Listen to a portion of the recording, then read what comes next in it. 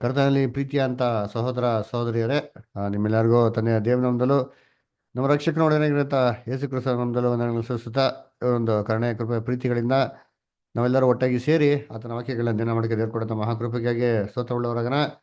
ಅದರಿಂದ ನಾವು ಕಳಿಸ್ತಿ ನೋಡ್ಬೇಕಾರೆ ನಮ್ಮ ಬ್ರದರ್ ಬರೆದಂಥ ಫಿಫ್ತ್ ವಾಲ್ಯೂಮ್ನಲ್ಲಿ ಚಾಪ್ಟರ್ ನಂಬರ್ 4 ನೋಡ್ತಾ ಇದ್ರಿ, ದ ಅನ್ಡಿಫೈಲ್ಡ್ ಒನ್ ಅಂತಂದ್ಬಿಟ್ಟು. ಅದರಲ್ಲಿ ಯಾವ ರೀತಿ ಯೇಸು ಕ್ರಿಸ್ತು ಪರಿಶುದ್ಧವಾಗಿ ಮರಿಯಳ ಗರ್ಭದಲ್ಲಿ ಹುಟ್ಟೋದಿಕ್ಕೆ ಸಾಧ್ಯವಾಯಿತೋ ಅಂತಂದ್ಬಿಟ್ಟು ಅನೇಕ ಒಂದು ವಿಚಾರಗಳನ್ನ ನೋಡ್ತಾ ಬಂದರೆ, ಅದರಲ್ಲಿ ನೋಡ್ಬೇಕಾದ್ರೆ ಜೀವ ತಂದೆಯಿಂದ ಬರ್ತಾರೆ ಅಂತ ಕೂಡ ನಾವೇನು ಮಾಡಿದ್ರಿ, ಬಹು ಸ್ಪಷ್ಟವಾಗಿ ನೋಡಿದ್ರಿ. ಅದನ್ನು ಕಳಿಸತಿಗೆ ನಾವು ಓದಿದ್ರಿ. ಈ ವಾರ ಓದ್ಬೇಕಾದ್ರೆ ಪೇಜ್ ನಂಬರ್ 100, ಇಂಗ್ಲೀಷಲ್ಲಿ, ಕನ್ನಡದಲ್ಲಿ ಪೇಜ್ ನಂಬರ್ 56. ಸೊ ಯಾರೋ ಬ್ರದರ್ ಸಿಸ್ಟರ್ಸ್ ಓದ್ತೀರಾ? Page number 56, right hand side. ಅಮೃತ ಬೋಧಮ್ಮ. ಹಾ ಬ್ರದರ್, ಸತ್ಯವೇದದ ಅಂತ ಇದೆಯಲ್ಲ, ಅಲ್ಲಿಂದ ಅಲ್ವಾ ಬ್ರದರ್? ಎಸ್. ಸತ್ಯವೇದದ ಮತ್ತು ವಿಜ್ಞಾನದ ಈ ಸಾಮರಸ್ಯವುಳ್ಳ ಸಾಕ್ಷ್ಯಗಳ ದೃಷ್ಟಿಯಲ್ಲಿ ವಿವೇಚನಾ ಊಹೆ ಎಂದರೆ, ತಂದೆಗಳು ಸಮರ್ಪಕರಾಗಿದ್ದರೆ ಮಕ್ಕಳು ಸಹ ಸಮರ್ಪಕರಾಗಿರುತ್ತಾರೆ.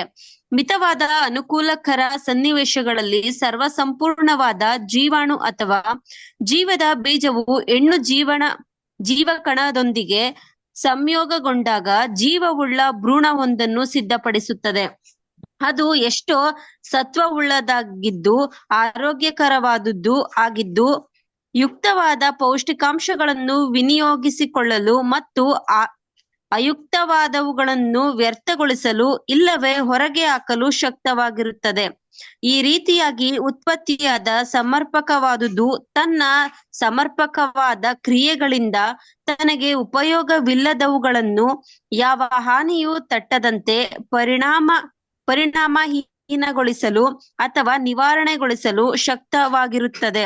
ಇದಕ್ಕೆ ವ್ಯತಿರಿಕ್ತವಾಗಿ ಜೀವಾಣು ಇಲ್ಲವೇ ಜೀವಕಣವು ಅಸಮರ್ಪಕವಾದ ಅನುಪಾತದಲ್ಲಿ ಜೀವಿಸುವ ಭ್ರೂಣವು ಬಲಹೀನಗೊಳ್ಳುತ್ತದೆ ಮತ್ತು ಅನಾನುಕೂಲ ಹವಾಮಾನ ಸ್ಥಿತಿಯನ್ನು ಎದುರಿಸಲು ಅದಕ್ಕೆ ಸಾಧ್ಯವಾಗುವುದಿಲ್ಲ. ಹೀಗಾಗಿ ಅದು ಅದರ ತಾಯಿಯು ಬಳಸುವುದನ್ನೇ, ಅದು ಒಳ್ಳೆಯದಾಗಲಿ ಕೆಟ್ಟದ್ದಾಗಲಿ ಅದನ್ನೇ ತಾನು ಬಳಸಿಕೊಳ್ಳುತ್ತದೆ. ಹೀಗಾಗಿ ರೋಗಕ್ಕೆ ತುತ್ತಾಗುತ್ತದೆ. ಅದು ಅಸಂಪೂರ್ಣವಾಗಿರುವುದರಿಂದ ವಿಷಾನಕ ಪದಾರ್ಥಗಳನ್ನು ಪೂರ್ಣವಾಗಿ ತಿರಸ್ಕರಿಸಲು ಅದರಿಂದ ಸಾಧ್ಯವಾಗುವುದಿಲ್ಲ. ಇದರ ಪರಿಣಾಮವಾಗಿ ಇದಕ್ಕೆ ಬಲಹೀನತೆ ಮತ್ತು ರೋಗವು ಉಂಟಾಗುತ್ತದೆ. Thank you sister. ಸೊ ಈ ಪ್ಯಾರಾಗ್ರಾಫಲ್ಲಿ ಏನಪ್ಪ ಹೇಳ್ತಾರೆ ಅಂದರೆ, ತಂದೆ ಬಂದ್ಬಿಟ್ಟು ಪರಿಪೂರ್ಣವಾಗಿದ್ದಂತಂದರೆ ಮಕ್ಕಳುಗಳು ಕೂಡ ಏನು ಮಾಡ್ತಾರೆ, ಪರಿಪೂರ್ಣವಾಗಿ ಏನು ಮಾಡ್ತಾರೆ, ಹುಡ್ತಾರೆ ಅಲ್ವರ. ಸೊ ಇವಾಗ ತಂದೆಗಳು ಒಂದು ಏನ್ರಿ ಪರ್ಫೆಕ್ಟ್ ಆಗಿರೋಂಥ ಸಂದರ್ಭದಲ್ಲಿ ಆ ತಾಯಿ ಗರ್ಭದಲ್ಲಿ ಅದು ಸೇರ್ಬೇಕಾದ್ರೆ ಏನಪ್ಪ ಆಗ್ತಾರೆ ಅಂತಂದರೆ, ಅದು ಯಾವುದೇ ರೀತಿ ಒಂದು ಅಡಿಷನಲ್ ಅದು ತಾಯಿಯಿಂದ ಬೇಡದಿರೋಂಥ ಸಂದರ್ಭದಲ್ಲಿ ಅದನ್ನು ಏನು ಮಾಡೋದಿಲ್ಲ, ಯಾವುದೋ ತೊಗೊಳೋದಕ್ಕೆ ಹೋಗೋದಿಲ್ಲ. ಅವಾಗ ಅಲ್ಲ ಪೋಷಣೆ ಮಾತ್ರ ಆ ತಾಯಿ ಗರ್ಭದಲ್ಲಿ ಏನು ಮಾಡ್ತಾರೆ, ಅದು ಒಂದ್ತಾನೆ ಅಂತ ನಾವು ನೋಡ್ತೀರಿ ಅದರ. ಸೊ ಆಮೇಲೆ ಅದು ಬೇರೆ ಎಲ್ಲ ನೆಗೆಟಿವ್ ಐಟಮ್ಸ್ಗಳು ತಾಯಿ ಗರ್ಭದಿಂದ ಏನಾರು ನೆಗೆಟಿವ್ ಐಟಮ್ಸ್ ಬರೋದಾಗಿತ್ತು ಅಂದರೆ, ಇದು ಏನಪ್ಪ ಮಾಡ್ತಾರೆ ಅಂತಂದರೆ, ಪರ್ಫೆಕ್ಟಾಗಿರೋದ್ರಿಂದ ಅದನ್ನೆಲ್ಲವನ್ನು ಕಂಪ್ಲೀಟಾಗಿ ಏನು ಮಾಡ್ತಾರೆ, ರಿಜೆಕ್ಟ್ ಮಾಡ್ತಾರೆ. ಅವಾಗ ಹುಟ್ಟುವಂಥ ಕೂಸು ಪರ್ಫೆಕ್ಟಾಗಿ ಏನಾಗ್ತಾರೆ, ಹುಡ್ತದೆ. ಯಾವುದೇ ಕಾರಣಕ್ಕೂ ಒಂದು ಲೋಪದೋಷಗಳೇನಾಗಿರಲ್ಲ ಅಲ್ಲಿ ಇರೋದಿಲ್ಲ ಅಂತ ನಾವೇನು ಮಾಡ್ತೀರಿ, ಅಲ್ಲಿ ನೋಡ್ತೀರಿ ಅದರ. ಸೊ ಅದು ಬದಲಾಗಿ ಏನೇ ತಂದೆಯಿಂದ ಬರೋಂಥ ಒಂದು ಜೀವಾಂಶ ಅದೇ ಒಂದು ಬಲವಾಗಿಲ್ಲ, ಒಂದು ಪರ್ಫೆಕ್ಟಾಗಿಲ್ಲ, ಅದೇ ಬಲಹೀನವಾಗಿದೆ ಅಂತಂದರೆ, ಅದು ತಾಯಿ ಗರ್ಭದಲ್ಲಿ ಬಂದ ಮೇಲೆ ಏನಪ್ಪ ಮಾಡ್ತಾರೆ ಅಂದರೆ, ಈ ತಾಯಿಯಿಂದ ಏನ್ರಿ ಎಲ್ಲ ವಿಚಾರಗಳನ್ನ, ಅಂದರೆ ಇಲ್ಲಿ ಏನು ಸಫಿಷಿಯೆಂಟಾಗಿಲ್ವೋ ಅದು ಬ್ಯಾಲೆನ್ಸ್ನೆಲ್ಲವನ್ನು ತಾಯಿ ಗರ್ಭದಿಂದ ಏನು ಮಾಡ್ತಾರೆ, ತೊಗೊತಾರೆ. ಅದು ಪರ್ಫೆಕ್ಟ್ ಆಗಿರಲಿ ಇಂಪರ್ಫೆಕ್ಟ್ ಆಗಿರಲಿ, ಅದು ಏನ್ರಿ ಮಕ್ಳ ಮೇಲೆ ಏನಾಗ್ತಾರೆ, ಅದು ಪ್ರಭಾವ ಬೀಳ್ತಾರೆ. ಅದಕ್ಕೆ ಏನ್ರಿ ಎಷ್ಟೋ ಜನ ಮಕ್ಳು ಏನಾಗಿರ್ತಾರೆ, ಹುಡ್ದಾಗೆ ಕೆಲವೊಂದು ಡಿಫಿಷಿಯನ್ಸಿಯಾಗಿ ಹುಟ್ಬಿಡ್ತಾರೆ ನೋಡಿದ್ರ, ಕೆಲವೊಂದು ಕೊರತೆಗಳು ಉಳ್ಳವರಾಗಿ ಏನು ಮಾಡ್ತಾರೆ, ಹುಟ್ಟಿರ್ತಾರೆ. ಇದೇನಕ್ಕೆ ಅಂದರೆ, ಇದು ಹೆರಿಡಿಟರಿ ವೀಕ್ನೆಸ್ ಅಂತ ನಾವೇನು ಮಾಡ್ತೀರಿ ಹೇಳ್ತೀರಿ ಅದರ. ಕೆಲವೊಂದು ಸತಿ ಅದು ಏನೇ ಟ್ರೀಟ್ಮೆಂಟ್ ಕೊಟ್ಟರು ಅದೇನು ಮಾಡೋದಿಲ್ಲ, ಅದು ಕ್ಯೂರೇ ಆಗೋದಿಲ್ಲ. ಯಾಕಂದರೆ ಹೆರಿಡಿಟಿಯಿಂದ ಬಂದಿರೋಂಥ ಒಂದು ಆಗಿರೋದ್ರಿಂದ ಇದಕ್ಕೆ ಒಂದು ರೆಮಿಡಿ ಏನಾಗಿರಲ್ಲ, ಸಾಮಾನ್ಯವಾಗಿ ಅಷ್ಟು ಈಸಿಯಾಗಿ ಸಿಕ್ಕಲ್ಲ. ಯಾಕಂದ್ರೆ ತಂದೆಯಿಂದ ಬಂದಿರೋಂಥ ಜೀವಾಂಶ ಏನ್ರಿ ಇಂಪರ್ಫೆಕ್ಟ್ ಆಗಿರೋದ್ರಿಂದ ತಾಯಿನ ಏನ್ ಮಾಡ್ತಾರೆ ಅದೆಲ್ಲವಲ್ಲ ಏನ್ರಿ ಅದೆಲ್ಲವನ್ನು ಬಾಕಿ ಆಗಿರೋಂಥ ಮೊತ್ತ ತೊಗೊಂಡಿರೋದ್ರಿಂದ ತಾಯಿಯಲ್ಲಿರೋಂಥ ಎಲ್ಲ ಒಂದು ಪರ್ಫೆಕ್ಟ್ ಇಂಪರ್ಫೆಕ್ಟ್ ಐಟಮ್ಸ್ ಕೂಡ ಏನಾಗಿರ್ತದೆ ಅದ್ರಲ್ಲಿ ಅದು ಕಡಿಮೆ ಮಾಡಿರ್ತಾರೆ. ಓಕೆ, ನೆಕ್ಸ್ಟ್ ಪ್ಯಾರಾಗ್ರಾಫ್ ಯಾರು ಓದ್ತೀರಾ? ನಾನು ಓದ್ಬೋದು, ಆದ್ರೆ ನನ್ ಗಂಟ್ಲಾಗ್ತಾ ಇಲ್ಲ. ಓದ್ತೀನಿ. ಓದ್ತೀರಾ? ಓದ್ತೀರಾ ಮ್ಯಾಗಿಸ್ಟರ್? ಓದಿ. ಇಲ್ಲಿ ನಿರೂಪಿಸಿರುವ ತತ್ವವು ಹಳೆಯ ಗಾದೆಯ ಮಾತಿನಂತೆ ಒಬ್ಬರ ಆಹಾರವು ಮತ್ತೊಬ್ಬರಿಗೆ ವಿಷ ಎಂಬುದರ ಮೇಲೆ ಆಧಾರಗೊಂಡಿದೆ. ಒಳ್ಳೆಯ ಜೀರ್ಣಶಕ್ತಿಯುಳ್ಳ ಮನುಷ್ಯನು ಚೆನ್ನಾಗಿ ತಿಂದು ಅದರಿಂದ ಪೌಷ್ಟಿಕಾಂಶಗಳನ್ನು ಶಕ್ತಿಯನ್ನು ಪಡೆದುಕೊಳ್ಳಬಹುದು. ಇದು ಒಂದು ವೇಳೆ ಬಲಹೀನ ಮನುಷ್ಯನನ್ನು ತ್ವರಿತವಾಗಿ ಕಾಯಿಲೆಗೆ ತುತ್ತಾಗಿಸಬಹುದು, ಇಲ್ಲವೇ ಆತನಿಗೆ ಮರಣವನ್ನು ಉಂಟು ಮಾಡಬಹುದು. ಹೆಚ್ಚು ಗಟ್ಟಿಮುಟ್ಟದವುಗಳು ಒಳ್ಳೆಯದವುಗಳನ್ನು ಹಿಂಡಿ ತೆಗೆಯುತ್ತವೆ ಮತ್ತು ಹಾನಿಕರ ಅಂಶಗಳನ್ನು ತಡೆಗಟ್ಟುತ್ತವೆ. ಬಲಹೀನರು ಹೀಗೆ ಮಾಡಲು ಅಶಕ್ತರಾಗಿದ್ದಾರೆ ಮತ್ತು ನಿಜವಾಗಿಯೂ ರೋಗಕ್ಕೊಳಗಾಗುವ ಮಟ್ಟಿಗೆ ವಿಷಯುಕ್ತರಾಗಿದ್ದಾರೆ. ಆದರೆ ನಮ್ಮ ಜನಾಂಗದ ಯಾರಾದರೂ ಪೂರ್ಣ ಮಟ್ಟದಲ್ಲಿ ಸಮರ್ಪಕರಲ್ಲ. ಯಾರೂ ತಮ್ಮ ಅಸಮರ್ಪಕ ದೇಹ ರಚನೆಗಳನ್ನು ಆಹಾರ, ಪಾನೀಯ ಮತ್ತು ಗಾಳಿಯ ಮೂಲಕ ದಾಳಿಪಡಿಸುವ ಕೋಟ್ಯಾನುಕೋಟಿ ವಿರೋಧ ಕಣಗಳಿಂದ ತಮ್ಮನ್ನು ರಕ್ಷಣೆ ಮಾಡಿಕೊಳ್ಳಲಾರರು ಎಂಬುದನ್ನು ನಾವು ನೆನಪು ಮಾಡಿಕೊಳ್ಳಬೇಕು. ಇದರ ಪರಿಣಾಮವಾಗಿ ಯಾರೊಬ್ಬರೂ ಸರ್ವ ಸಂಪೂರ್ಣತೆಯುಳ್ಳರಾಗಿ ಜನಿಸಿಲ್ಲ ಮತ್ತು ಕಾಯಿಲೆಯ ಅತಿಕ್ರಮಣವನ್ನು ದೀರ್ಘಕಾಲ ತಡೆಗಟ್ಟಲಾರರು. ಇದು ಮೊಟ್ಟ ಮೊದಲಿಗೆ ಹೆಚ್ಚು ಬಲಹೀನ ಅಂಗವನ್ನು ತಿಂದು ಬಿಡುತ್ತದೆ, ನಂತರ ತ್ವರಿತದಲ್ಲಿ ಎಲ್ಲವೂ ನಾಶವಾಗುತ್ತದೆ. ಓಕೆ, ಈ ಥ್ಯಾಂಕ್ ಯು. ದೃಷ್ಟಿಕೋನದಿಂದ ತಾಯಿಯಾದ ಅವಳು ಮಾತ್ರವೇ ಪಾಪ ಮಾಡುತ್ತಿದ್ದರೆ ಜನಾಂಗವು ಮರಣಕ್ಕೆ ತುತ್ತಾಗುತ್ತಿರಲಿಲ್ಲ. ಆದಾಮನು ಸರ್ವ ಸಂಪೂರ್ಣವಾಗಿ ಉಳಿದಿದ್ದರೆ ಆತನ ಜೀವವು ಮುಟ್ಟುಗೋಲಾಗುತ್ತಿರಲಿಲ್ಲ, ಹಾನಿಗೊಳಗಾಗುತ್ತಿದ್ದಿಲ್ಲ. ಆತನ ಸಂತಾನದವರು ನಿರ್ದೋಷಿಗಳಾಗಿಯೇ ಜನಿಸುತ್ತಿದ್ದರು. ಮರಣದ ಶಿಕ್ಷೆಯು ತಾಯಿಯಾದ ಅವಳಿಗೆ ವಿಧಿಸಲ್ಪಟ್ಟಿದ್ದರೂ ಆಕೆಗೆ ಅದು ಅಸಮರ್ಪಕತೆಯನ್ನು ಉಂಟು ಮಾಡಿದರೂ ಅದು ಆಕೆಯ ಸಂತಾನದವರನ್ನು ದುರ್ಬಲಗೊಳಿಸುತ್ತಿರಲಿಲ್ಲ. ಅವರೆಲ್ಲರೂ ಸಮರ್ಪಕರಾಗಿದ್ದುಕೊಂಡು ಅವರುಗಳು ಒಳ್ಳೆಯ ಅಂಶಗಳನ್ನು ಆಯ್ದುಕೊಳ್ಳುತ್ತಿದ್ದರು ಮತ್ತು ಅವರಿಗೆ ಒದಗಿಸಲ್ಪಟ್ಟ ಯಾವುದೇ ಅಸಂಪೂರ್ಣ ಪೌಷ್ಟಿಕ ಸಂಗತಿಗಳನ್ನು ಪರಿಣಾಮಹೀನಗೊಳಿಸುತ್ತಿದ್ದರು, ವ್ಯರ್ಥಗೊಳಿಸುತ್ತಿದ್ದರು ಮತ್ತು ಯಾವುದೇ ಹಾನಿ ಇಲ್ಲದೆ ಅಹಿತಕರವಾದವುಗಳನ್ನು ಸಾಗಾಕುತ್ತಿದ್ದರು. Okay, thank you magister. ಅದಕ್ಕೆ ನೋಡ್ಬೇಕಾದ್ರೆ ಇಲ್ಲಿ ಒಂದು ಪ್ರಾವರ್ಬ್ ಇದೆ. One man's meat is another man's poison ಅಂತ ಹೇಳ್ತಾರೆ. ಕೆಲವು ಜನಕ್ಕೆ ಏನ್ರಿ ಅದು ಆಹಾರ ಆಗಿರ್ಬೋದು, ಆದರೆ ಅದು ಮತ್ತೊಬ್ರಿಗೆ ಏನ್ರಿ ಇವಾಗ ಅದು ವಿಷ. ಏನ್ರಿ ವಿಷ ಅಂತನೇನೋ ಸತ್ತೋಗ್ಬಿಡ್ತಾನೆ ಅಂತ ಅಲ್ಲದೆ, ಅದು ದೇಹಕ್ಕೆ ಏನಾಗಲ್ಲ, ಸೂಟ್ ಆಗಲ್ಲ. ಉದಾಹರಣೆಗೆ ನೋಡ್ಬೇಕಾರೆ ಇವಾಗ ಶುಗರ್, ಡಯಾಬಿಟೀಸ್ ಅಲ್ಲ, ಒಂದು ಕಾಲದಲ್ಲಿ ಡಯಾಬಿಟೀಸ್ ಅಂದ್ರೆ ಯಾರಿಗೂ ಏನು ಗೊತ್ತಿರಲಿಲ್ಲ. ಇವಾಗ ಏನಾಗ್ಬಿಟ್ಟಿದೆ, ಡಯಾಬಿಟೀಸ್ ಅಂದ್ಬಿಟ್ಟು ಎಲ್ಲರ ಮೇಲೆ ಏನಾಗ್ಬಿಟ್ಟಿದೆ ಇವಾಗ. It is A common in a term that is use in each in every family. ಅದರ ಸರಿ, ಡಯಾಬಿಟೀಸ್ ಬಂದರೆ, ಶುಗರ್ ಬಂದರೆ ಏನು ತಿನ್ಬಾರ್ದು, ಏನು ಆಹಾರ ತಿನ್ಬಾರ್ದು? ರೈಸ್, ಚಪಾತಿ, ಆಮೇಲೆ ಸಕ್ರಿ ತಿನ್ಬಾರ್ದ್ರಿ. ಸಕ್ಕರೆ ಗುಡ್ ಅಲ್ವರ. ಸಕ್ಕರೆ ತಿನ್ಬಾರ್ದು ಅಲ್ವರ, ರೈಸ್ ತಿನ್ಬಾರ್ದು, ಚಪಾತಿ ತಿನ್ಬಾರ್ದು, ಮುದ್ದೆ ತಿನ್ಬೋದು, ಲಿಮಿಟ್ ಅದು ತಿನ್ನಂಗಿಲ್ಲ ಗೊತ್ತಾ ಆಕ್ಚುಲಿ. ಏನಿವೆ ನೋಡ್ಬೇಕಾದ್ರೆ ಇವಾಗ ಯಾಕೆ ತಿನ್ಬಾರ್ದು ಅಂತ ಹೇಳ್ತಾರೆ ಅಂತಂದ್ರೆ, ಅದು ಕಾರ್ಬೋಹೈಡ್ರೇಟ್ಸ್. ಈ ಕಾರ್ಬೋಹೈಡ್ರೇಟ್ಸು ನಮ್ಮ ಬ್ಲಡ್ಡಲ್ಲಿ ಸೇರ್ಕೊಂಡಾಗ ಅದು ಯಾವುದೇ ರೀತಿಲಿ ಇರ್ಬೋದು. ಅದರ ನಮ್ಮ ಇಂಡಿಯಾಲಿ ನಾವು ತಿನ್ನೋಂಥ ಏನ್ರಿ ಮೆಜಾರಿಟಿ 90% ಆಹಾರ ಕಾರ್ಬೋಹೈಡ್ರೇಟ್ಸ್. ಅದರ ಯಾವುದು ಚಪಾತಿ, ಮುದ್ದೆ, ಅನ್ನ, ದೋಸೆ, ಇಡ್ಲಿ, ಉಪ್ಪಿಟ್ಟು, ಇವೇನೇನು ತೊಗೊಂತೀರ ಎಂಟೈರ್ ಐಟಮ್ ಸ್ಟ್ರಕ್ಚರ್ ಬಂದ್ಬಿಟ್ಟು ಮಾಡಲ್ಪಟ್ಟಿದ್ದು ಕಾರ್ಬೋಹೈಡ್ರೇಟ್ಸ್. ಇವಾಗ ಇದು ನಾವು ಚೆನ್ನಾಗಿರ್ಬೇಕಂತಿದ್ರೆ ನಮ್ಗೆ ಏನಾಗಲ್ಲ ರೀ, ಏನು ತೊಂದರೆ ಇಲ್ಲ. ಯಾವಾಗ ನಮ್ಮ ಪ್ಯಾಂಕ್ರಿಯಾಸ್ ಕೆಲಸ ಮಾಡೋಕ್ಕೆ ನಿನ್ಸ್ಬಿಡ್ತದೋ, ಇದೇ ನಾವು ನ್ಯಾಚುರಲ್ ತೊಗೊಂತಾರ ಫುಡ್ ನಮ್ಗೆ ಏನಾಗ್ಬಿಡ್ತಾರೆ ಅಂದರೆ ಶುಗರ್ ಅವ್ರಿಗೆ ಏನ್ರಿ ಅಲ್ಲಿ ಶುಗರ್ ಬ್ಲಡ್ಡಲ್ಲಿ ಶುಗರ್ ಕಂಟೆಂಟ್ ಏನಾಗ್ತಾರೆ ಜಾಸ್ತಿ ಆಗ್ತಾರೆ. ಯಾವಾಗ ಶುಗರ್ ಕಂಟೆಂಟ್ ಜಾಸ್ತಿ ಆಗ್ತದೋ ಬ್ಲಡ್ ಕ್ಲಾಟ್ ಆಗೋದು ಏನಾಗ್ತದೆ, ಅವಾಯ್ಡ್ ಆಗ್ತದೆ ಅಲ್ವರ. ಅವಾಗ ಅವ್ರಿಗೆ ಏನಾರ ಕಾಯಿಲೆ ಬಂತು ಅಂದರೆ ಆ ಕಾಯಿಲೆ ಏನಾಗ್ತದೆ ಇಮ್ಮಿಡಿಯೇಟಾಗಿ ಅವ್ರ ದೇಹಕ್ಕೆ ಅಟ್ಯಾಚ್ ಆಗ್ತದೆ ಅದರ. ಆ ಕಾಯಿಲೆ ಈಸಿಯಾಗಿ ಏನಾಗಲ್ಲ ಅವ್ರಿಗೆ ವಾಸಿ ಆಗಲ್ಲ.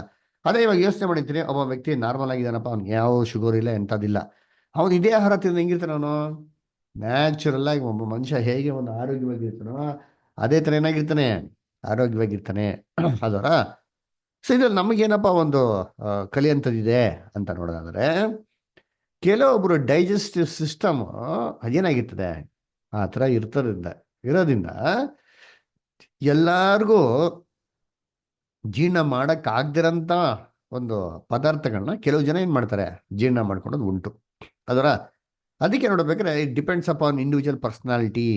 ಎಲ್ಲಾರ್ಗೂ ದೇವ್ರು ಹೊಟ್ಟೆನೆ ಕೊಟ್ಟಿರೋದು, ಎಲ್ಲಾರ್ಗೂ ಬಂದ್ಬಿಟ್ಟು ದೇವ್ರು ಏನು ಕೊಟ್ಟಿರೋದು, ಬೋಟಿನೇ ಕೊಟ್ಟಿರೋದು ಅದರ. ಎಲ್ಲ ನಮ್ಮ ತಿಂದಿರೋಂಥ ಅಂಶಗಳೆಲ್ಲ ಏನ್ರಿ ನಮ್ಮ ದೇಹಕ್ಕೆ ಸೇರ್ಲಿ ಅಂತ ಅಂದ್ಬಿಟ್ಟು ಎಲ್ಲಾರ್ಗೂ ಕೊಟ್ಟಿರೋದು ಲಿವರೇ, ಎಲ್ಲರಿಗೂ ಕೊಟ್ಟಿರೋದು ಪ್ಯಾಂಕ್ರಿಯಾಸ್. ಅದು ಎಲ್ಲರೂ ಒಂದೇ ಕ್ವಾಲಿಟಿ ಇದೆಯಾ ಅಂದರೆ ಎಲ್ಲರೂ ಒಂದೇ ಕ್ವಾಲಿಟಿ ಏನಾಗಿಲ್ಲ, ಇಲ್ಲ, ಡಿಫ್ರೆನ್ಸ್ ಇದೆ ಅಲ್ದರ. ಸೊ ಅದಕ್ಕೆ ಎಲ್ಲರಲ್ಲೂ 100% ಏನಾಗಿರಲ್ಲ, ಅದು ಜಿನೈನ್ ಕೆಪಾಸಿಟಿ ಏನಾಗಿರಲ್ಲ, ಅದು ಇರೋದಿಲ್ಲ.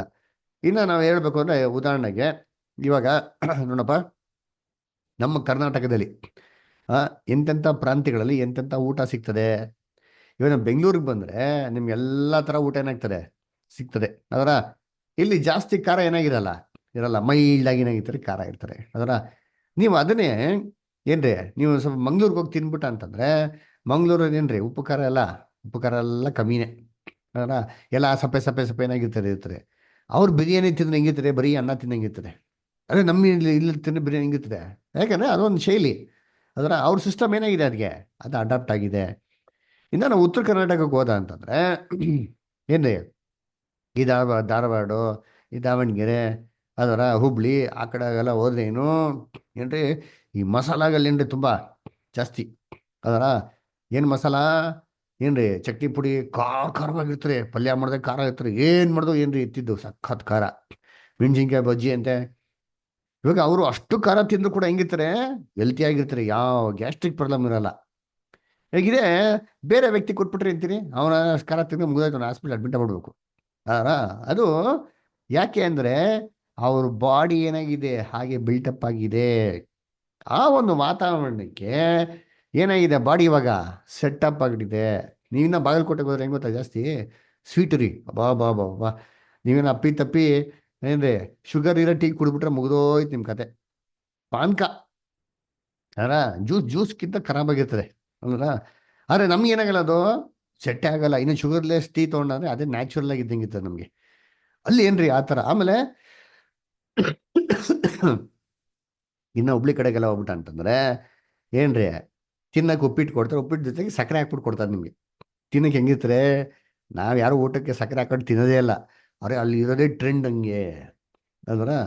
ಸೊ ಇದು ಏನಪ್ಪ ಅಂದರೆ ಒಬ್ರು ಊಟ ಮತ್ತೊಬ್ರಿಗೇನ್ರಿ ವಿಷ. ಅದೇ ಅವ್ರಿಗೆ ಅದೇನ್ರಿ ಆಹಾರ, ಮತ್ತೊಬ್ಬನಿಗೇನ್ರಿ ಅದು ಸೆಟ್ ಆಗಲ್ಲ. ಯಾಕಪ್ಪ ಸೆಟ್ ಆಗಲ್ಲ, ಯಾವ್ದ್ರ ಬೇಸಿಸ್ ಮೇಲೆ ಸೆಟ್ ಆಗಲ್ಲ ಅಂತಂದರೆ ಕರ್ತನಲ್ಲಿ ಪ್ರೀತಿ ಅಂತ ಸೋರಿಸೋಗಳೇ ಅವ್ರ ಬಾಡಿ ಆರ್ಗನಿಸಮ್ ಅದರ. ಅವ್ರ ದೇಹ ಏನಾಗಿದೆ ಆ ಒಂದು ವಾತಾವರಣಕ್ಕೆ ಏನಾಗಿದೆ ಹೊಂದ್ಕೊಂಡಿದೆ. ಹೆಂಗೆ ಹೊಂದ್ಕೊಂತು ಅಂದರೆ ಇದು ತಂದೆಗಳಿಂದ ಬಂದಿರೋಂಥದ್ದು ಅಲ್ವರ. ಅದೇ ಅವ್ರ ಬಾಡಿ ಆರ್ಗನಿಸಮು ಹೆರಿಡಿಟಿಯಿಂದ ಬಂದಿರೋದ್ರಿಂದ ಏನಾಗಿದೆ ಇವಾಗ ಫಿಟ್ ಆ್ಯಂಡ್ ಫೈನ್ ಆಗಿ ಏನು ಕೊಟ್ಟರು ಜೀರ್ಣ ಮಾಡ್ಕೊಳೋಂಥ ಲೆವೆಲ್ ಇದೆ. ಹೇಳ್ತಾರಲ್ಲ, ಅಯ್ಯೋ ಕಲ್ ತಿಂದ್ರೆ ಏನಾಗಬೇಕು ಈ ವಯಸ್ಸಲ್ಲಿ ಜೀರ್ಣ ಮಾಡ್ಕೊಬೇಕು ಅಂತಂತಾರಲ್ಲ, ಆ ಥರ ಏನಾಗಿದೆ ಅವ್ರಿಗೆ, ಅದರ ಕೆಪಾಸಿಟಿ ಇದೆ ಅಲ್ವರ. ಅವರು ಏನ್ರಿ ಅವ್ರ ಹೊಟ್ಟೆಯಲ್ಲಿ ಹೆಂಗಿನೇನ್ರಿ ಏನು ತಿಂದ್ರು ಏನಾಗ್ತದೆ ಜೀರ್ಣ ಮಾಡ್ಕೊಬೋದು. ಆದರೆ ಬೇರೆಯವರನ್ನು ಜೀರ್ಣ ಮಾಡ್ಕೊಳಕ್ಕೆ ಆಗಲ್ಲ. ಇನ್ನು Guinness book of world record ಇದೆ ಗೊತ್ತಾ, ಕೇಳಿದ್ದೀರಾ? ಗಿನ್ನಿಸ್ ಬುಕ್ ಆಫ್ ವರ್ಲ್ಡ್ ರೆಕಾರ್ಡಲ್ಲಿ ಏನ್ರಿ ಒಬ್ಬ ಮನುಷ್ಯ ಏನ್ರಿ ಆಣಿ, ಕಬ್ಬಣ, ಮೊಳೆ, ಆಮೇಲೆ ಇರ್ತಾರೆ. ಬ್ಲೇಡು ಇವೆಲ್ಲ ಏನ್ ಮಾಡ್ತಾನೆ ತಿಂತ ನೋಡಿದ್ದೀರಾ? ಎಸ್ ಹೌದು. ಇವಾಗ ನಾವು ತಿನ್ನಕ್ಕಾಯ್ತದ ಅದನ್ನ? ನಾವು ತಿನ್ನಕ್ಕೇನ್ರಿ ಆಗಲ್ಲ ರೀ. ಯಾಕಪ್ಪ ಅಂದರೆ ನಮ್ಮ ಬಾಡಿ ಏನಾಗಿಲ್ಲ ಅದಕ್ಕೆ, ಸೂಟ್ ಆಗಿಲ್ಲ ಅಲ್ವರ. ಅವ್ನ ಬಾಡಿ ಏನಾಗೈತೆ ಇವಾಗ ಸೂಟ್ ಆಗಿ, ನಾವೇನು ಅಪ್ಪಿ ತಪ್ಪಿ ತಿಂದರೆ ಮುಗಿದೋಯ್ತು, ಹೊಟ್ಟೆ ಎಲ್ಲ ಕಡಲೆಲ್ಲ ಕಿತ್ಕೊಂಡ್ಬಿಡ್ತಾರೆ ಅಲ್ವರ. ಸೊ ಈ ರೀತಿನೇ ನೋಡೋದಾದ್ರೆ ಈ ತಂದೆ ಎಷ್ಟು ಪರಿಪೂರ್ಣವಾಗಿರ್ತಾರೋ, ಎಷ್ಟು ಪರ್ಫೆಕ್ಟ್ ಆಗಿರ್ತಾರೋ, ಅವರಿಂದ ಬರೋಂಥ ಜೀವಾಂಶ ಕೂಡ ಏನಾಗಿರ್ತಾರೆ ಅಷ್ಟೇ ಪರ್ಫೆಕ್ಟ್ ಆಗಿರ್ಬೇಕಾರೆ ಏನ್ರಿ ಅದು ಏನ್ರಿ ಆ ಮಗುಗೆ ಬೇಕಾಗಿರೋಂಥ ಫುಲ್ಲು ಸ್ಟ್ರೆಂತ್ ಏನು ಮಾಡ್ತದೆ, ಕೊಡ್ತದೆ. ಅವಾಗ ತಾಯಿ ಗರ್ಭನ ಏನಪ್ಪ ತಗೊಂತಾನೆ ಅಂತಂದರೆ, ಎಷ್ಟು ಮೊತ್ತ ಖಾಲಿ ಇದೆಯೋ, ತಂದೆಯಿಂದ ಬರೆದಿರೋಂಥ ವಿಚಾರಗಳು ಎಷ್ಟಿದೆಯೋ ಅಷ್ಟನ್ನು ಮಾತ್ರ ಏನು ಮಾಡ್ತಾರೆ ತಗೊತದೆ ಅಲ್ವರ.